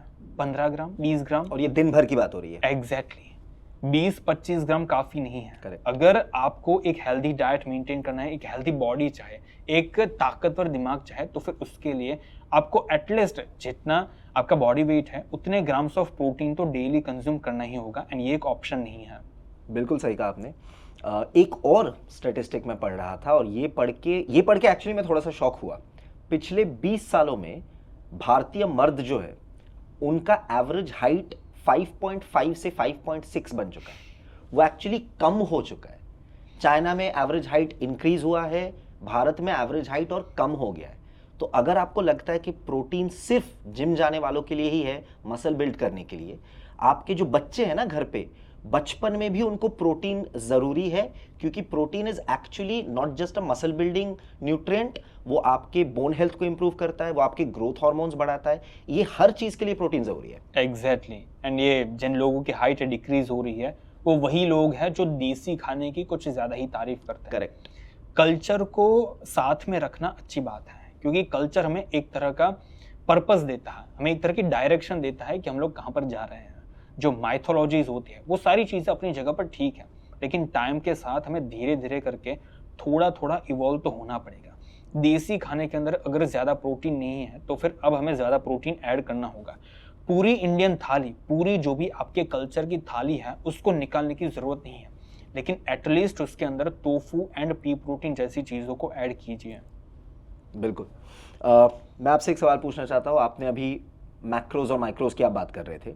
सोचिए एक नया लड़का या लड़की जिम ज्वाइन किया है, जिनको मैक्रोज या माइक्रोज के बारे में ज़्यादा पता नहीं है, they don't have a lot of knowledge, उनको डाइट को लेकर क्या एडवाइस देंगे आप? अगर एक नॉर्मल इंसान की मैं बात करूं तो फिर उनको सिर्फ मैक्रोन्यूट्रिएंट्स के बारे में 2 ही चीज़ें पता होनी चाहिए। डेली की कैलोरीज मैटर करती हैं, दूसरी चीज़ डेली का प्रोटीन टेक मैटर करता है। Carbohydrates and fats generally like almost सभी लोग ठीक ठाक अमाउंट्स में लेते हैं, इसलिए कार्बोहाइड्रेट्स एंड फैट्स की ज़्यादा बातचीत करने की ज़रूरत नहीं है। ऑल्दो फैट्स की हम कुछ बात कर सकते हैं कि हेल्दी फैट्स थोड़े से कम होते हैं, इसलिए पीनट्स एंड आलमंड्स जैसी चीज़ें खानी चाहिए। लेकिन पूरे दिन की अगर कैलोरीज एंड प्रोटीन इंटेक को अगर आपने मैनिपुलेट करना सीख लिया तो फिर ट्रस्ट मी, आपकी बॉडी आप बहुत इजीली चेंज कर सकते हो। वेट लॉस करना है, हो जाएगा। मसल्स बिल्ड करना है, हो जाएगा। बॉडी रिकम्पोजिशन करनी है, हो जाएगा। एंड माइक्रोन्यूट्रिएंट्स ऐसी चीज होती है जो आपकी बॉडी को अंदर से हेल्दी करती है। अगर आपको अपने लिवर को, अपने जो भी ब्लड है, उन सारी माइक्रो चीजों को अगर हेल्दी करना है तो फिर आप किस तरह से करोगे? माइक्रोन्यूट्रिएंट्स की नीड अचीव करके, अच्छे सप्लीमेंट्स लेके। क्योंकि इस चीज को तो मैं भी एक्सेप्ट करना ही होगा मुझे कि जो फूड आ रहा है मार्केट के अंदर वो 100% प्योर नहीं है। एंड मेरे पास भी उतने पैसे नहीं है कि मैं जितनी भी चीजें खाऊं वो मैं एक परफेक्ट फार्म से लूं। बिकॉज इस तरह की सुविधा मेरे पास भी नहीं है, इसलिए मैं ऐसा एक्सपेक्ट करता हूं कि आपके पास भी शायद नहीं होगी। इसलिए आपको अच्छे सप्लीमेंट्स ऐड करने होंगे अपनी डाइट के अंदर। I want to ask you कि अभी आपने कहा आप 4 साल से एक्सटेंसिवली वर्कआउट कर रहे हो, राइट? हाँ, तो 4 साल से आप अच्छी तरीके से वर्कआउट कर रहे हो, रिजल्ट्स दुनिया के सामने, इतने कमाल के क्रिएटर हो आप when it comes to fitness. अगर आपसे पूछा जाए इंडियन फिटनेस इंडस्ट्री में एक आधा ऐसे मिथ्स जो इंडियन फिटनेस इंडस्ट्री को सबसे ज्यादा हार्म कर रही है। जेनेटिक्स। लोगों को पता नहीं है कि जेनेटिक्स का कितना मेजर रोल प्ले करता है बॉडी बिल्डिंग की दुनिया के अंदर। कई सारे लोग अब रोस्टिंग कर रहे हैं, ये फेक नैटी है। क्यों फेक नैटी है? क्योंकि उसकी बॉडी कुछ ज्यादा ही अच्छी है। अच्छा, बहुत अच्छी बॉडी है मतलब वो फेक नैटी हो गया। इंडिया के अंदर फाइनली जो भी जेम्स है वो बाहर निकल कर आ रहे हैं एंड ये जो रोस्टर्स है वो लोग उनको डीमोटिवेट कर रहे हैं। अब भाई अगर किसी के अच्छे जेनेटिक्स होंगे, अच्छा प्लेटफॉर्म होगा, इंस्टाग्राम एंड यूट्यूब एग्जिस्ट करता है, इंटरनेट हर किसी के पास है, तो फिर इस तरह के अगर कुछ लोग आ रहे हैं जिनके पास गिफ्ट्स हैं तो फिर उनको हम लोग डायरेक्टली डिस्करेज नहीं कर सकते। इसलिए जेनेटिक्स की नॉलेज सब लोगों के पास होनी चाहिए ताकि हम लोग इस तरह से सभी लोगों को डिस्करेज ना करें। एंड हाँ, मैं इस चीज़ को एक्सेप्ट करता हूँ कि कई सारे फेक फिटनेस इन्फ्लुएंसर्स हैं इंडिया के अंदर जो ऑब्वियसली एग्जिस्ट करते हैं, लेकिन उनको जो आइडेंटिफाई करने की प्रोसेस होती है उस प्रोसेस को डेवलप करने के लिए भी हमारे पास एक तरह की विजडम होनी चाहिए कि अगर आप जिम में जाते हो, अगर आप एक अच्छा डाइट प्लान फॉलो करते हो तो फिर किस तरह से आपकी बॉडी के अंदर चेंजेस आएंगे, कितना टाइम लगेगा, किस तरह की मसल मैच्योरिटी आप डेवलप करोगे, कितने टाइम पीरियड में। कुछ लोगों के पास ऐसे विजडम है, मेरे पास नहीं है, इसलिए मैं नेटी और नॉट नेटी के वीडियोस अभी प्रोड्यूस नहीं कर रहा, फ्यूचर में शायद करूंगा। एंड जिन लोगों के पास ऐसी इंफॉर्मेशन है, इस तरह की विजडम है, वो लोग ऐसे वीडियोस प्रोड्यूस कर रहे हैं, ठीक है, वो लोग अपना काम अच्छे से कर रहे हैं। लेकिन ये जो भी रोस्टर्स हैं, ये जो भी ज्ञानी बाबा बन रहे हैं, जिनके पास नॉलेज है नहीं लेकिन हवा में कई सारी चीजें बोल रहे हैं, उनको हमें थोड़ा सा लाइन में लाना होगा ताकि जो भी अच्छे इन्फ्लुएंसर्स हैं जो असल में आगे जाकर बहुत बड़े बड़े बॉडी बिल्डर्स बन सकते हैं, उन लोगों को वो लोग ज़्यादा डिस्करेज ना करें।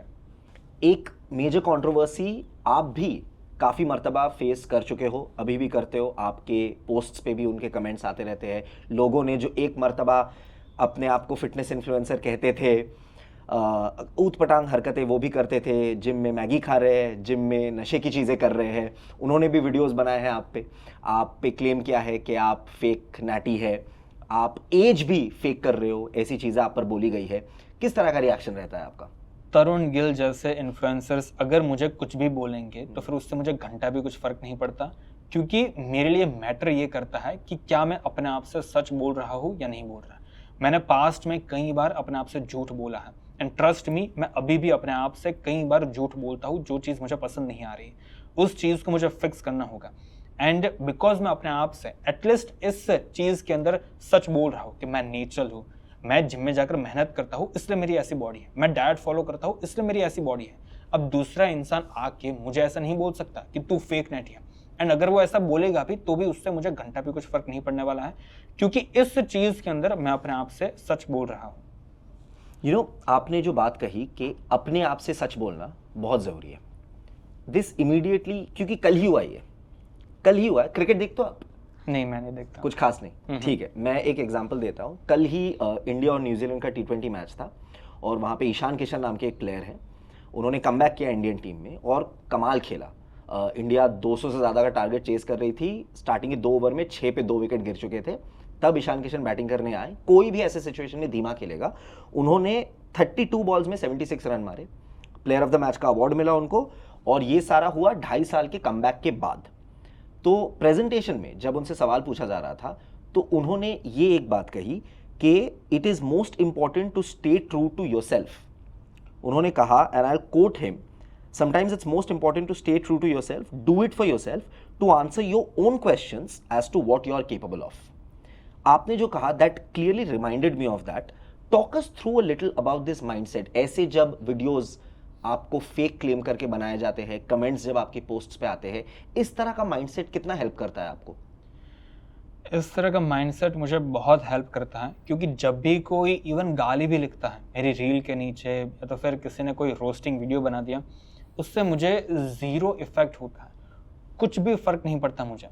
एंड ये चीज़ बहुत रिलीविंग है कि अगर कोई दूसरा इंसान मुझे कुछ बोल रहा है तो फिर उससे मुझे कुछ फ़र्क नहीं पड़ता, तो फिर इससे मेरी ज़िंदगी के अंदर पीस आती है, मुझे शांति फील होती है, एंड वो चीज़ मुझे पसंद है।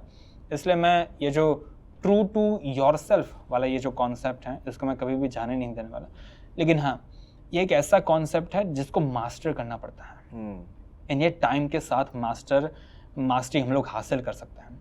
मेरे पास अभी उतना टाइम नहीं था, मेरे पास उस तरह की विजडम अभी भी नहीं है। मैं अपने आप से हमेशा सच नहीं बोल पाता, क्योंकि सच बहुत कड़वी चीज़ होती है। कई बार मैंने अपने आप से अभी भी झूठ बोला है, एंड उस चीज़ को फिक्स करने के लिए मैं बहुत अच्छी खासी मेहनत कर रहा हूँ। मेहनत में कुछ नई चीज़ नहीं करनी होती, बैठ के मेडिटेशन करने की ज़रूरत नहीं है। जब भी आप कुछ भी बोलो अपने दिमाग के अंदर, जब भी कोई थॉट्स आए, तो फिर उसके लिए अवेयरनेस रखनी पड़ती है।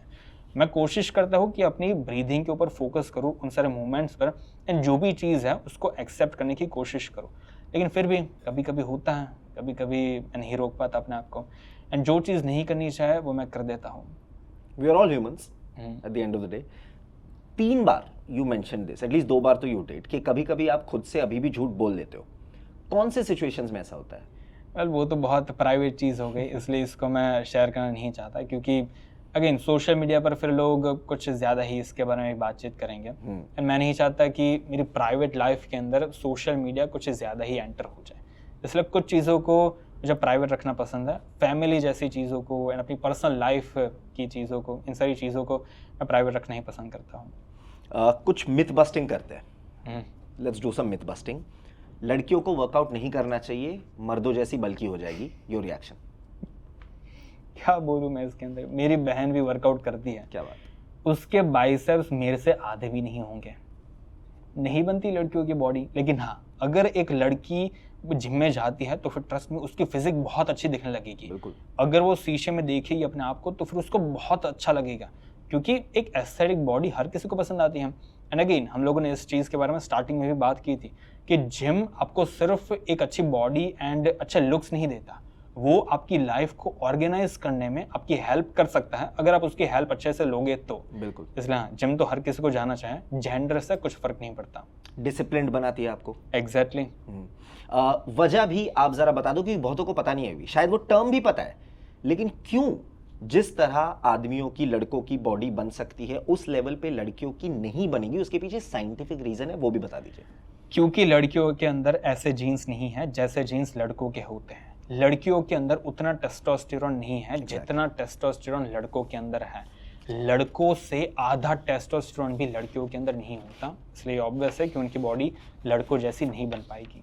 लेकिन एक और भी बहुत मेजर फैक्ट है कि इनफैक्ट कुछ लोग तो ऐसा भी कहेंगे कि प्रूवन फैक्ट है कि अगर आपकी उम्र 30 से ज़्यादा है and you are a female, तो almost on a yearly basis आप एक परसेंटेज ऑफ मसल मास आपका लॉस होते रहता है। तो बहुत ज़्यादा ज़रूरी है कि ताकि अभी जो ब्रो थोड़ी देर पहले कह रहे थे कि 55 की उम्र में, 60 की उम्र में, ताकि आप ढंग से चल सके, आप एक बाल्टी उठा सके, आप एक सूटकेस उठा सके, इसलिए आपको वर्कआउट करना बहुत ज़रूरी। वो मसल मास को प्रिजर्व करना, उसको बढ़ाना बहुत ज़रूरी, बीट फॉर विमेन और फॉर मेन। एग्जैक्टली। इवन जो लड़कों की भी मसल मास होता है एंड बोन भी डिटेरियोरेट होने लगते हैं 40 साल के बाद। बिल्कुल। इसलिए ये बहुत इंपॉर्टेंट है कि जिम हर कोई जाए। जब नए बच्चे, सोचिए आप जिस जिम में वर्कआउट कर रहे हैं, नए बच्चे अगर आपके पास आते हैं, नए यंगस्टर्स जिन्होंने जस्ट स्टार्ट किया है, और अगर वो आपसे पूछते हैं कि हमें कौन सा स्प्लिट फॉलो करना चाहिए? Push pull leg, 100% push pull leg, क्योंकि वही सबसे सिंपल एंड सबसे एफिशिएंट वर्कआउट रूटीन है, एटलीस्ट मेरे हिसाब से। कोई ऐसे मिथ है जो आप उन बच्चों को या उन यंगस्टर्स को, बच्चे नहीं कहूंगा मैं, उन यंगस्टर्स को और इवन समबडी जो पहली बार वर्कआउट कर रहे हैं, कोई ऐसे मिथ्स जो आप उनको बोलेंगे कि इसके तरफ ध्यान मत ही दो, ये मिथ ही है, अपने वर्कआउट पे फोकस करो? जो चीज़ मैं बोलने वाला हूँ वो मिथ तो नहीं है, लेकिन वो चीज़ यंगस्टर्स को अपने दिमाग में ज़रूर रखनी चाहिए, विच इज सप्लीमेंट्स अगर तुम्हारे पेरेंट्स तुम्हें लेकर नहीं देते हैं तो फिर उसमें रोने धोने की कोई ज़रूरत नहीं है। जब मैं स्कूल से जिम जाता था तो फिर मैं वे प्रोटीन नहीं लेता था, करेक्ट, क्रिएटिन नहीं था, क्योंकि मैं अपने पेरेंट्स के पास जाकर कितना मांगूंगा। ऑलरेडी कई सारी चीज़ें वो मुझे प्रोवाइड करते थे। अब मैं नहीं चाहता था कि मैं एक और बर्डन डालूं उन लोगों के ऊपर। स्पेशली मैं तो श्योर भी नहीं था कि जिम को लेकर मैं इस तरह से पूरा करियर बना ही दूंगा, बॉडी बिल्डर बन जाऊंगा। ऐसी सारी चीज़ें मैं सोचता नहीं था, क्योंकि मेरे पास रिकॉर्ड्स नहीं थे। एक से जो सक्सेस का रिकॉर्ड होता है ना, कि असल में एक चीज़ शुरू की एंड उस चीज़ को ख़त्म किया, वो रिकॉर्ड मेरे पास नहीं था। मैं एक चीज़ करता था, दूसरी चीज़ शुरू कर देता था, फिर अगेन एंड अगेन ये चीज़ करता था। इसलिए एक कॉन्फिडेंस बिल्डअप करने के लिए स्टार्टिंग में तो मैं ऐसे ही वर्कआउट करता था। एंड हाँ, सप्लीमेंट्स की जगह पर अगर उन टीनेजर्स के पास इस तरह का माइंडसेट होगा कि जो भी वर्कआउट वो परफॉर्म करे उसके अंदर फेलियर तक जाना है, तो फिर ऑटोमेटिकली जो भी स्पोर्ट तुम खेल रहे हो उसके अंदर ऑटोमेटिकली तुम ज़्यादा सक्सेस हासिल कर ही लोगे। करेक्ट, बिल्कुल, that's a great advice there. अगर आपसे पूछा जाए to explain calorie deficit to somebody जिनको उसके बारे में नहीं पता, तो आप कैसे बताओगे? मान लीजिए कि आप एक थाली खाते हो, उसके अंदर सर्टेन अमाउंट्स की कैलोरीज है। उस थाली के अंदर से आपने बस दाल निकाल दी, थोड़ी कैलोरीज डिक्रीज हो गई, उसकी वजह से अब जो वो एक्स्ट्रा कैलोरीज का नंबर बन गया, उसकी वजह से वो एक कैलोरी का नंबर बन गया जो कैलोरी दाल के अंदर थी। अब वो कैलोरी पहले आपकी बॉडी लेती थी, उसकी वजह से आपका वेट मेंटेन रहता था। पहले 70 kg था, अभी भी 70 kg है, मेंटेन रहता था उस दाल की वजह से, पूरी थाली की वजह से। लेकिन अब दाल नहीं है उस थाली के अंदर, एक नंबर डिक्रीज हो गया है। अब वो नंबर बॉडी कहाँ से लेगी? फैट स्टोर्स में से लेगी, एंड इसी तरह से फैट लॉस होता है। बिल्कुल, बहुत आसान भाषा में ब्रो ने एक्सप्लेन कर दिया है। So calorie deficit is nothing else but आप डेली जितना कैलोरी कंज्यूम कर रहे हो, और वो आपके बॉडी में इफेक्ट भी ऐसा नहीं है कि एक दिन अगर थोड़ा ज़्यादा या थोड़ा कम रह गया, वो ऑलमोस्ट वीकली बेसिस पे आपके बॉडी पे काम करता है।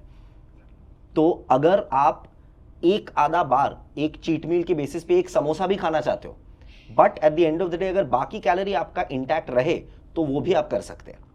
अब वो आपने अगेन एक कॉन्सेप्ट के ऊपर आपने टच कर दिया है कि चाहे आप कोई सी भी चीज क्यों ना खाओ, जब तक तो अलग चला गया। अच्छा ठीक है। नहीं, पर बोलिए आप क्या कह रहे थे? हाँ, सो मान लीजिए कि आप एक थाली खाते हो, उसके अंदर 1000 कैलोरीज हैं। उस थाली के अंदर से आपने सारी ही चीजें निकाल कर 4 समोसे डाल दिए, उसके अंदर भी हम लोग मान लेते हैं कि 1000 कैलोरीज हैं। क्या इसका मतलब ये है कि दूसरे दिन जितना वेट पहले उस थाली को लेकर आपका रहता था, वही सेम वेट इन समोसा को खा के भी आपका रहेगा? आंसर शायद नहीं हो सकता है। करेक्ट, बिकॉज समोसा को खा के ऐसे चांसेस है कि आपकी बॉडी शायद ज्यादा वाटर होल्ड करेगी। बिल्कुल, ऑयल लेवल उसमें ज्यादा है। हाँ, ऑयल होता है, सॉल्ट होता है, उन सारी चीजों की वजह से आपकी बॉडी के अंदर इन्फ्लेमेशन इंक्रीज होता है, वाटर होल्ड होता है, इसलिए थोड़ा वेट इंक्रीज हो जाएगा अगर आप फास्ट फूड ज्यादा कंज्यूम करोगे तो। करेक्ट, इसलिए कोशिश करनी है कि जितनी भी चीजें हैं हमारी थाली के अंदर वो क्लीन हो, वो घर की बनी हुई हो। मैं तो once in a while cheat meal की बात कर रहा था। अच्छा, हाँ, which will get me to ask you this question कि आप अपने, बिकॉज हम अभी थोड़ी देर पहले रोलिंग शूटिंग स्टार्ट करने से पहले हम खाने की बातचीत कर रहे थे, तो तब हमें पता चल गया कि ब्रो जो है वो बाहर का बिल्कुल भी नहीं खाते, ऑर्डर्ड इन खाना बिल्कुल भी नहीं खाते। As a matter of fact यहाँ आने से पहले चेक इन करके खुद का खाना बना के खा के फिर यहाँ आए हैं। तो टेल अस अ लिटिल कि चीट मील आप एट ऑल करते हो, और अगर करते हो तो क्या खाना पसंद करते हो?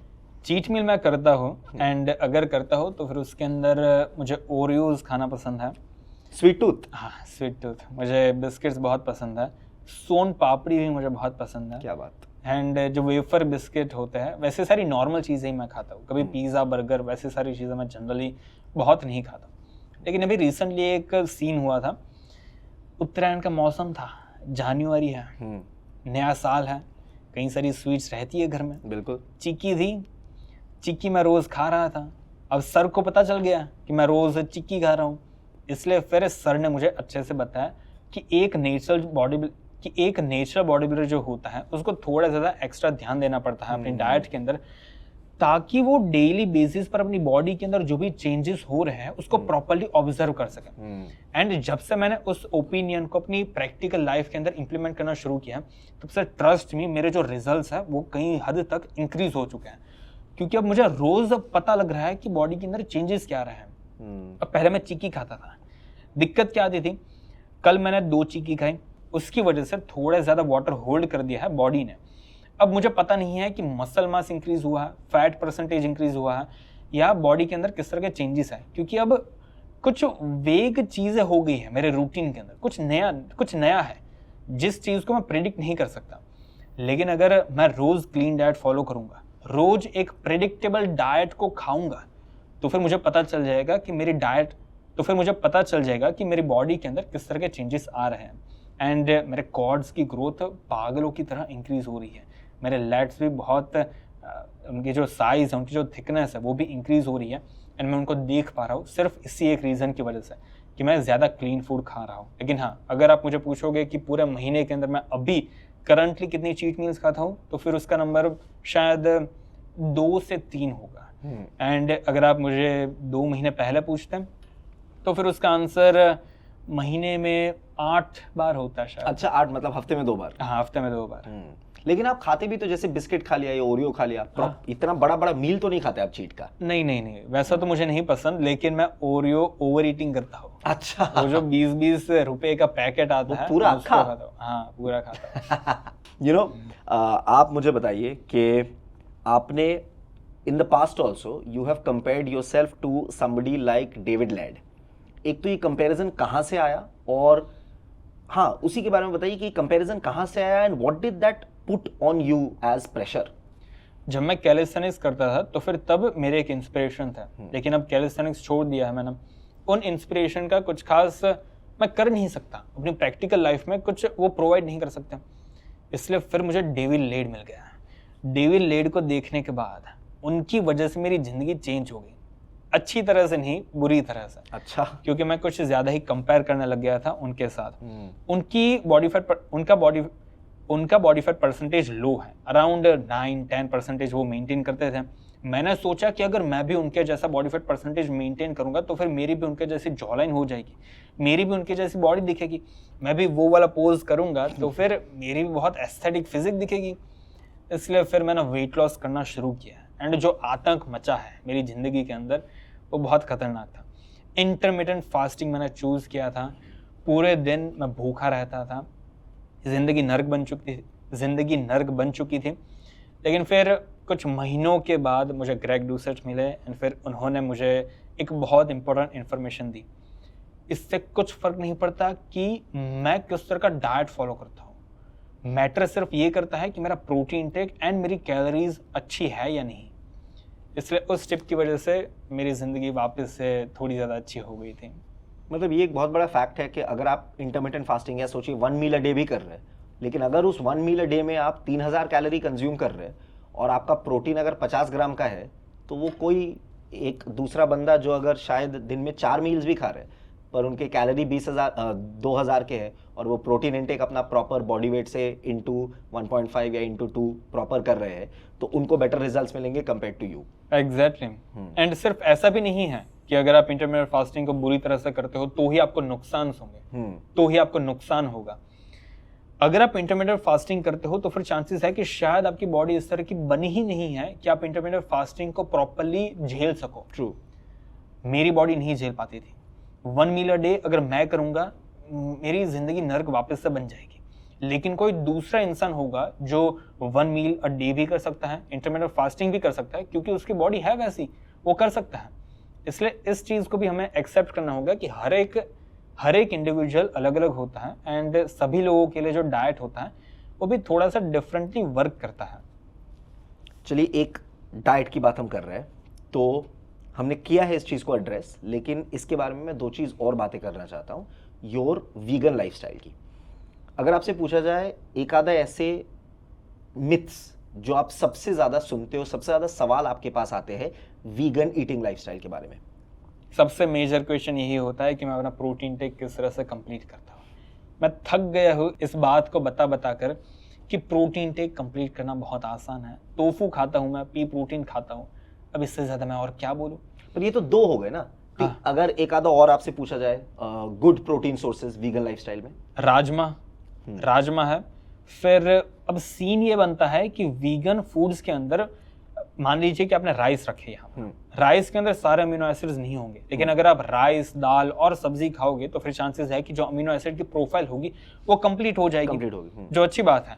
लेकिन उसका जो ग्राम्स होंगे, उन सारी चीजों को मिलाकर जो प्रोटीन का ग्राम्स का नंबर आएगा वो उतना बड़ा नहीं होगा। करेक्ट। एंड बिकॉज उस नंबर को हमें इंक्रीज करना पड़ता है, इसलिए मैं फिर टोफू एंड पी प्रोटीन की मदद लेता हूँ।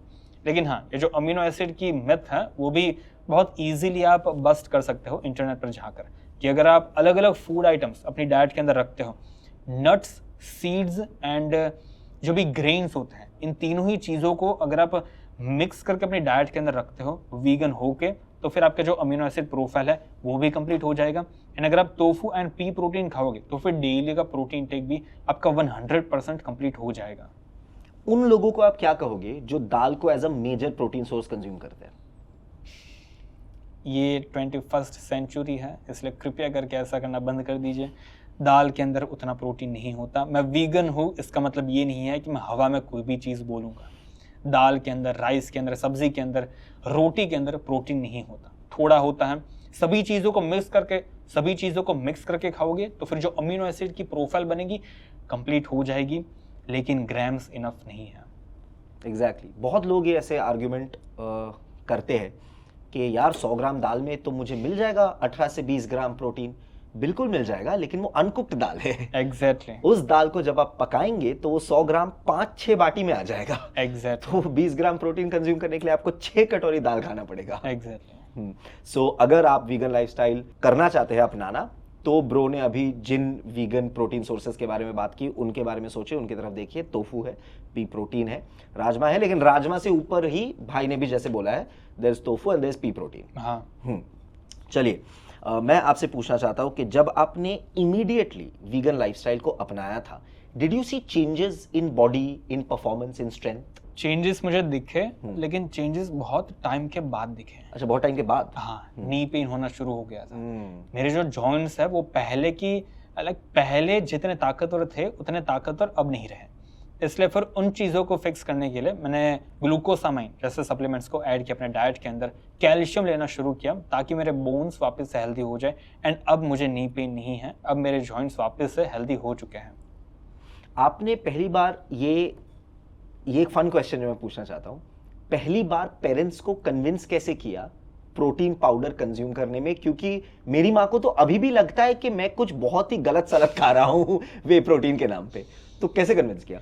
मेरा जो बड़ा भाई है वो ऑलरेडी प्रोटीन कंज्यूम कर रहा था उस टाइम पर भी, वर्कआउट करते। हाँ, एग्जैक्टली। इसलिए फिर मेरे मम्मी पापा को पता था किस तरह की चीज एग्जिस्ट करती है, एंड वो उतनी भी बुरी नहीं है। बुरी तो है, उन लोगों को ऐसा तो लगता था कि बुरी तो है, खानी तो नहीं चाहिए। हाँ। लेकिन फिर भी अब खा रहे हैं, बच्चे हैं, ठीक है, चल जाएगा। इसलिए फिर मैंने भी उनको पूछा कि मुझे भी इस तरह से वे प्रोटीन चाहिए। तब मैं वीगन नहीं था, तब मैंने उनको बोला कि मुझे भी अगर वे प्रोटीन मिल जाएगा तो फिर मैं अपनी जर्नी के अंदर ज़्यादा इजीली प्रोग्रेस कर पाऊंगा, मेरा करियर इसके अंदर मैं ज़रूर बना लूँगा। इसलिए फिर उन्होंने मेरे ऊपर भरोसा किया एंड फिर वो मान गए। और इस चीज़ से कब माने, खुद कंज्यूम करने में? वो वाला कैसे माने? जब कंपनियों की स्पॉन्सरशिप्स आने लग गई थी, जब मैं यूट्यूब पर इतने सारे इन्फॉर्मेटिव कंटेंट बना रहा था, तो फिर उनको लगा कि नहीं भाई, अब ये बंदा मजाक नहीं कर रहा है, ये सीरियस है, ये असल में रिसर्च कर रहा है। एंड वो जो जुनून है, वो जो चाह होती है कुछ करने की, उन सारी चीज़ों को देखकर मेरे पेरेंट्स को लगा कि नहीं यार, ये जो कर रहा है वो सही है। इसलिए शायद अगर ये बोल रहा है कि हमें भी प्रोटीन पाउडर खाना चाहिए, तो फिर वो बात भी थोड़ी सी सच हो सकती है। इसलिए फिर उन लोगों ने भी खाना शुरू कर दिया। चलिए, ये मैं सजेस्ट करूँगा सारे जो यंग बच्चे हैं, लड़के लड़कियाँ, के भाई से ये इंस्पिरेशन लीजिए और अपने पेरेंट्स के डाइट में प्रोटीन को ऐड करवाइए।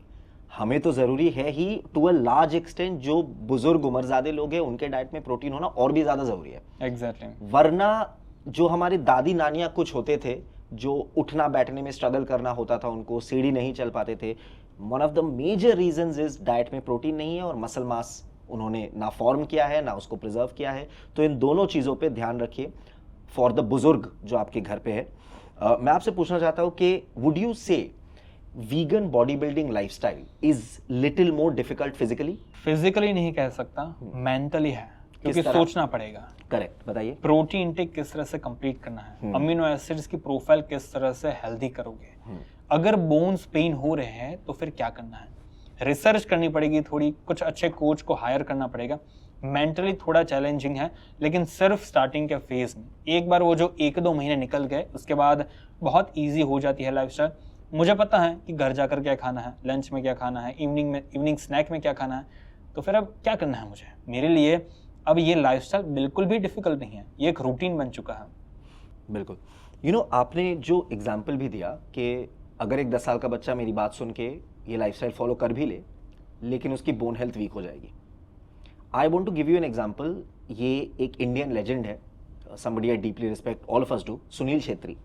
उन्होंने एक पॉडकास्ट पे कहा था कि एक वजह है, इवन दो वो खुद वेजिटेरियन है, लेकिन उन्होंने कहा था एक वजह है कि मैं वेजिटेरियन डाइट को उतना ज़्यादा प्रमोट नहीं करता, स्पेशली अमंग स्पोर्ट्स पीपल, कि मैं ये मैसेज नहीं देना चाहता कि आप दाल रोटी प्याज खा के एथलीट बन जाएंगे, क्योंकि आप सिर्फ दाल रोटी प्याज खा के एथलीट नहीं बन सकते। ये उन्होंने कहा था। आपका टेक ऑन दिस, योर राय ऑन दिस? उनकी बात परफेक्टली सच है। अगर आप दाल रोटी खाते हो तो फिर इससे आपकी लाइफस्टाइल में कोई भी इंप्रूवमेंट्स नहीं आएंगे, चांसेस है कि ज़्यादा बिगड़ जाएगी। अगर आप मीट खाते हो तो फिर उससे आपकी हेल्थ थोड़ी ज़्यादा अच्छी रहती है वेजिटेरियन एंड वीगन डाइट के कंपैरिजन में। लेकिन हाँ, बिकॉज वो चीज़ एथिकल नहीं है, इसलिए मैं पर्सनली उस चीज़ को रेकमेंड नहीं करता।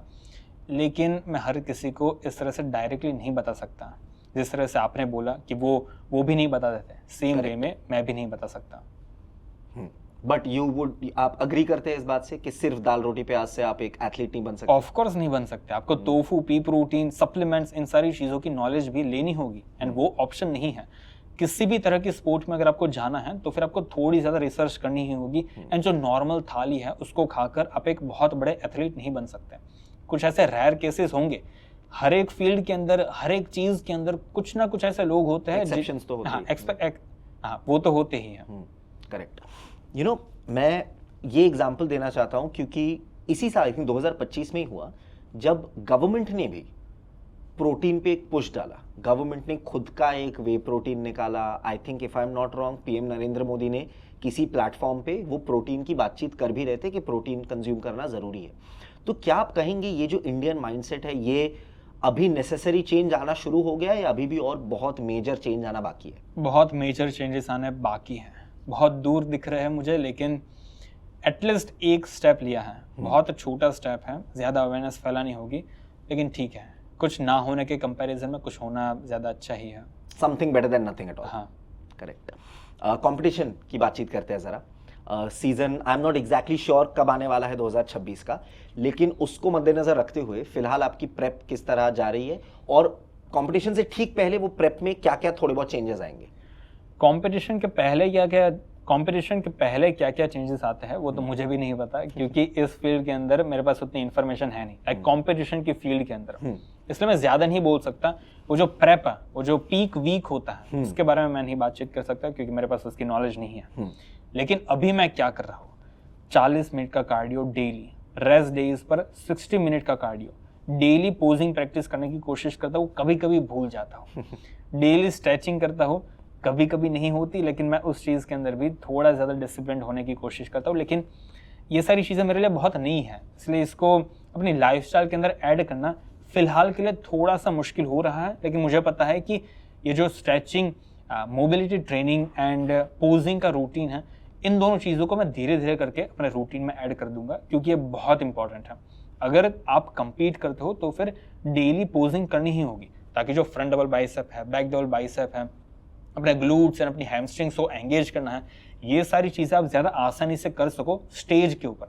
स्टेज के ऊपर आप पोजिंग करना सीख नहीं सकते।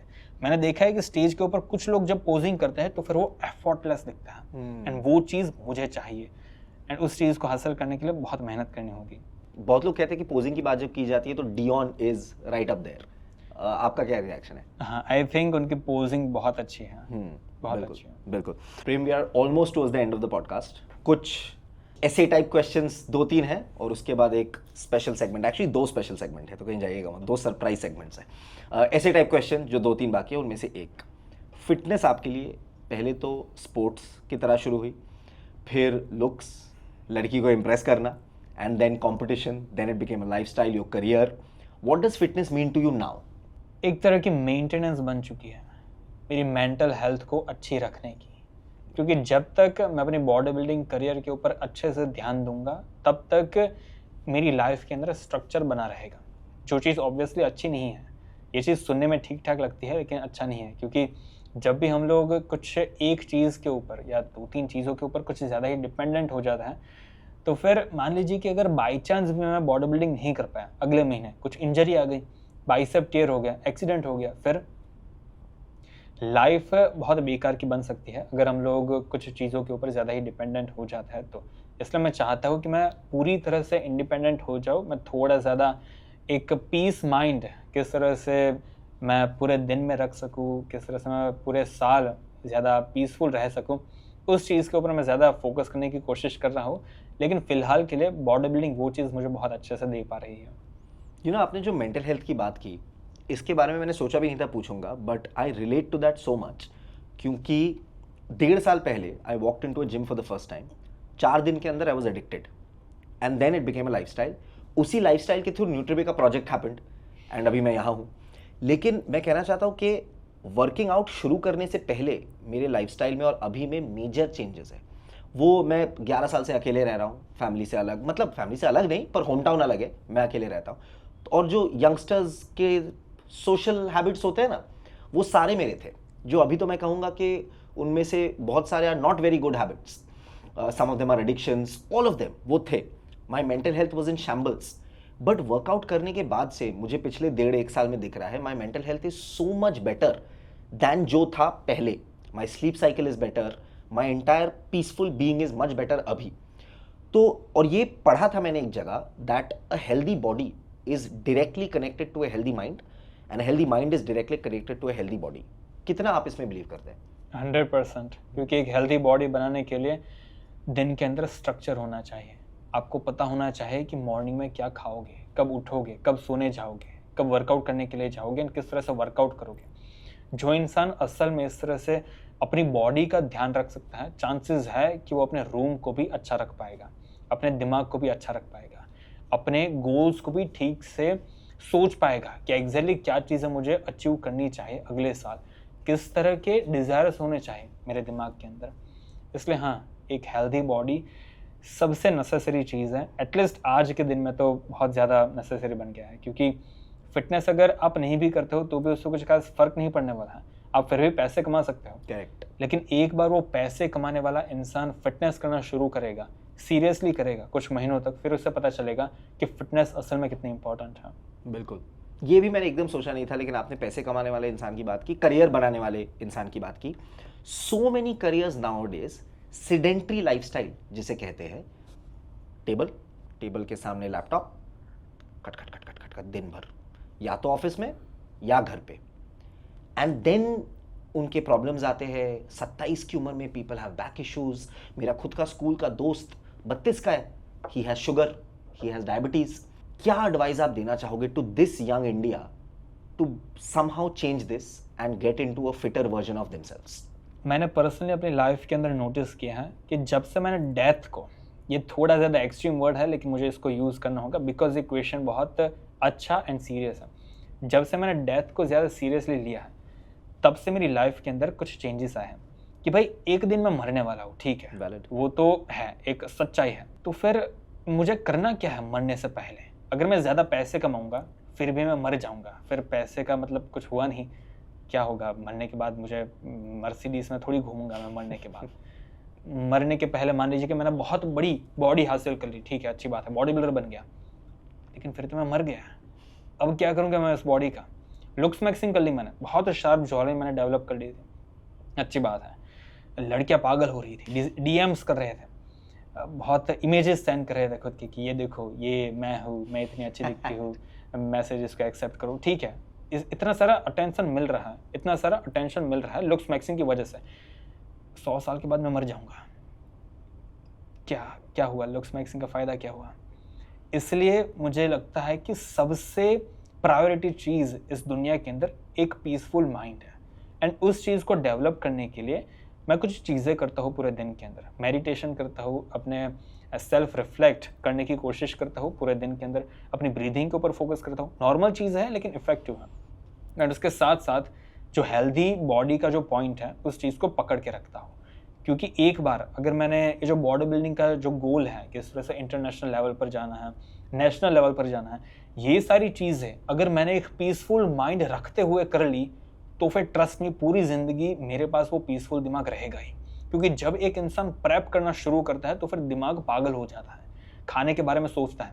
लेकिन मैं चाहता हूँ कि उस प्रेप के टाइम भी मेरा दिमाग शांति वाला हो, पीसफुल दिमाग हो मेरा। एंड उस चीज़ को हासिल करने के लिए ही मैं कुछ साल देने वाला हूँ बॉडी बिल्डिंग को।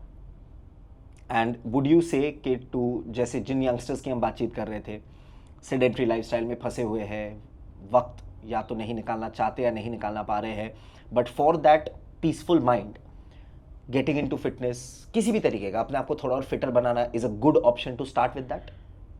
उसका आंसर थोड़ा सा वियर्ड है क्योंकि मान लीजिए कि आपने जिम ज्वाइन किया, चांसेस ऐसे 100% नहीं है कि उसके बदले में आपको एक शांति वाला दिमाग मिल जाएगा, पीसफुल लाइफ ऑटोमेटिकली हो जाएगी, ये गारंटीड नहीं है। क्योंकि मैंने देखा है कि जिम के अंदर कुछ सर्टेन तरह के गाने बज रहे होते हैं जिसकी वजह से हमारा जो ईगो होता है वो कुछ ज़्यादा ही एनहेंस होने लगता है, घमंड आने लगता है, फाइट सीन्स के बारे में हम लोग इमेजिन करने लगते हैं, अलग अलग तरह की चीज़ हमारे दिमाग में चलती है जिसकी वजह से वो जो पीसफुल दिमाग होता है उससे हम लोग ज़्यादा दूर चले जाते हैं। एग्जैक्ट ऑपोजिट इफेक्ट्स भी हो सकते हैं जिम की वजह से। लेकिन अगर आपके दिमाग के अंदर इस तरह का एक डिज़ायर होगा कि ज़िंदगी के अंदर सबसे इंपॉर्टेंट चीज़ शांति लग रही है, एक पीसफुल माइंड है, तो फिर चांसेस है कि जिम एंड एक हेल्दी लाइफस्टाइल की वजह से आपको वो मिल जाएगा। लेकिन पहले ये डिज़ायर होना चाहिए। एंड मुझे बिल्कुल समझ नहीं आता कि लोग किस तरह से बस बैठे बैठे अपने लैपटॉप के ऊपर इतना काम कर सकते हैं। ठीक है, करना चाहिए, स्टार्टिंग में तो करना ही पड़ता है क्योंकि पैसे भी तो चाहिए। बिल्कुल, पैसों के बिना किस तरह से हम लोग जी पाएंगे। एंड ऐसा नहीं है कि सिर्फ घर के लिए, बिस्तर के लिए, खाने के लिए पैसे चाहिए, दुनिया भी तो देखनी चाहिए एक बार, कहीं पर जाने के लिए भी तो पैसे होने चाहिए। बिल्कुल, इसलिए मेहनत करनी चाहिए। लेकिन उसके साथ साथ मैं ये चीज़ भी बिलीव करता हूँ कि हर किसी के पास टाइम है कि वो एटलीस्ट थोड़ा सा वॉक करने के लिए निकल जाए बाहर, करेक्ट, जिम के अंदर जाकर कुछ वर्कआउट परफॉर्म करें। एंड उससे डेफिनेटली आपको ज़्यादा बेनिफिट्स दिखेंगे। एटलीस्ट आपकी मेंटल हेल्थ कई हद तक अच्छी हो जाएगी अगर आप सिर्फ वॉकिंग भी करोगे तो भी। एब्सोल्युटली, 100% बहुत ही बढ़िया एडवाइस है, ये सबको यूज़ करनी चाहिए, स्पेशली दोज जो सेडेंट्री लाइफस्टाइल में फंसे हुए हैं, कॉर्पोरेट लाइफ में है लेकिन कुछ और करना चाहते हैं, थोड़ा healthier fitter versions of themselves बनाने के लिए। ऐसे टाइप क्वेश्चंस हमारे हो चुके हैं समाप्त। अब हमारे 2 स्पेशल सेगमेंट बाकी है। One of them is our rapid fire segment. ऐसे टाइप क्वेश्चंस में तो you have nailed it Prem, amazing answers. पर रैपिड फायर में ज़्यादा सोचने का टाइम आपको बिल्कुल नहीं मिलेगा, सवाल सुनते ही फट से जो जवाब दिमाग में आता है वही देना है, तभी के तभी। ठीक है, आर यू रेडी? हाँ, चलिए ठीक है। Rapid fire in Nutrabay's to be honest podcast. One vegan food you are bored of eating. Tofu. और यही ब्रो को रोज खाना होता है 400 ग्राम दिन में 2 बार। मैंने बिल्कुल एक्सपेक्ट नहीं किया था मैं टोफू बोलूंगा। ये कुछ सैक्रिफाइसेस जो करने पड़ते हैं लाइफस्टाइल के लिए। One non vegan myth you are tired of hearing. Protein take complete नहीं कर सकते हैं। वीगन्स प्रोटीन टेक कंप्लीट नहीं कर सकते, ये वाला myth. One body builder that you genuinely admire, India या ग्लोबल? Mike Mentzer. ये तो वो गोट आदमी है भाई साहब। Yes yes. Biggest mistake that beginners make in the gym? Technique को प्रायोरिटाइज ना करना। Very true. मेरे जो पहले एकदम ट्रेनर थे, जनरल ट्रेनर, वो भी कहते थे कि फॉर्म सबसे ज्यादा जरूरी है। क्या आप कहोगे एक और बिग मिस्टेक जो बिगिनर्स बनाते हैं दैट इज ओवर ट्रेनिंग? नहीं, अंडर ट्रेनिंग। अच्छा, हाँ ये भी जरूरी है क्योंकि वो ओवर ट्रेनिंग तक पहुंचना ही उनके लिए पॉसिबल एग्जैक्टली पॉसिबल स्टार्टिंग में तो पॉसिबल ही नहीं है। One supplement that you feel is overrated? BCAA। One supplement that you feel is underrated? Omega 3 and D3। Give a rating और a review of creatine to somebody who doesn't consume it? 10 out of 10। वजह? 100% effective है, strength increase होगी and muscles भी ज़्यादा fuller नज़र आएंगे। Absolutely. Favourite muscle group to train? Chest. Least favourite to train? Least favourite, ये बहुत मुश्किल क्वेश्चन है। मुझे ऑलमोस्ट सारे मसल्स ट्रेन करना पसंद है, लेकिन फिर भी अगर एक मसल को मुझे चूज़ करना पड़े तो फिर वो क्या होगा? ट्रैप्स। अच्छा, ट्रैप्स पसंद नहीं है?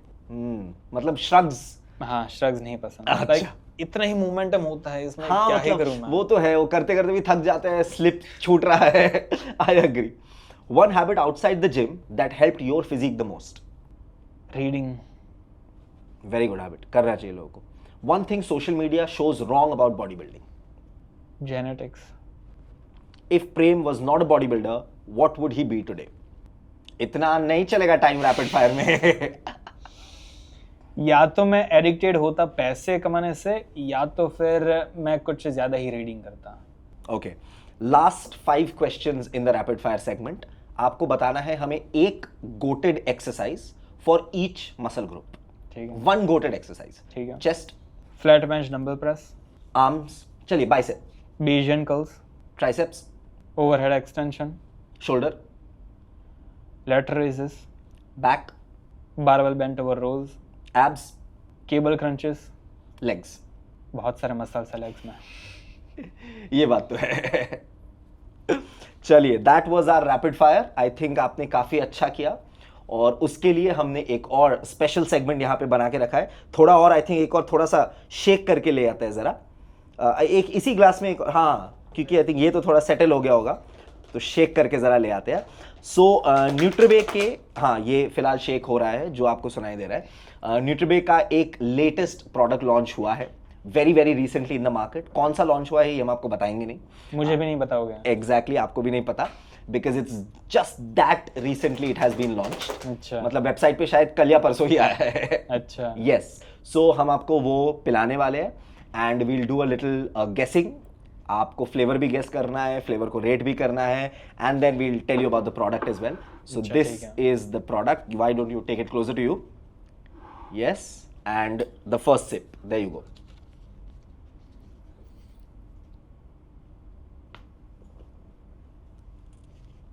अरे, रिएक्शन तो देख के बहुत अच्छा है। ओके, फ्लेवर आपको coffee. Coffee, you guess it as coffee. ठीक है, आपने तो बोला बहुत अच्छा है। Rate the flavour out of 10। 9 है मेरे लिए, थोड़ा सा थिक है लेकिन फ्लेवर फिर भी बहुत अच्छा है। स्पेशली जो स्वीटनेस है वो टू बी ऑनेस्ट परफेक्ट है। ज्यादा नहीं है, कम नहीं है। Exactly. 9 out of 10 in taste. Rate mixability out of 10। 10 out of 10। Lovely. चलिए, थोड़ा पानी पीते हैं ताकि थोड़ा पैलेट क्लेंजिंग हो जाए ब्रो का, and then we have the second one. It's kind of good timing also. Bro ने आई थिंक 3 घंटे से कुछ खाया नहीं है। वो तो है। या सेकंड वन नाउ।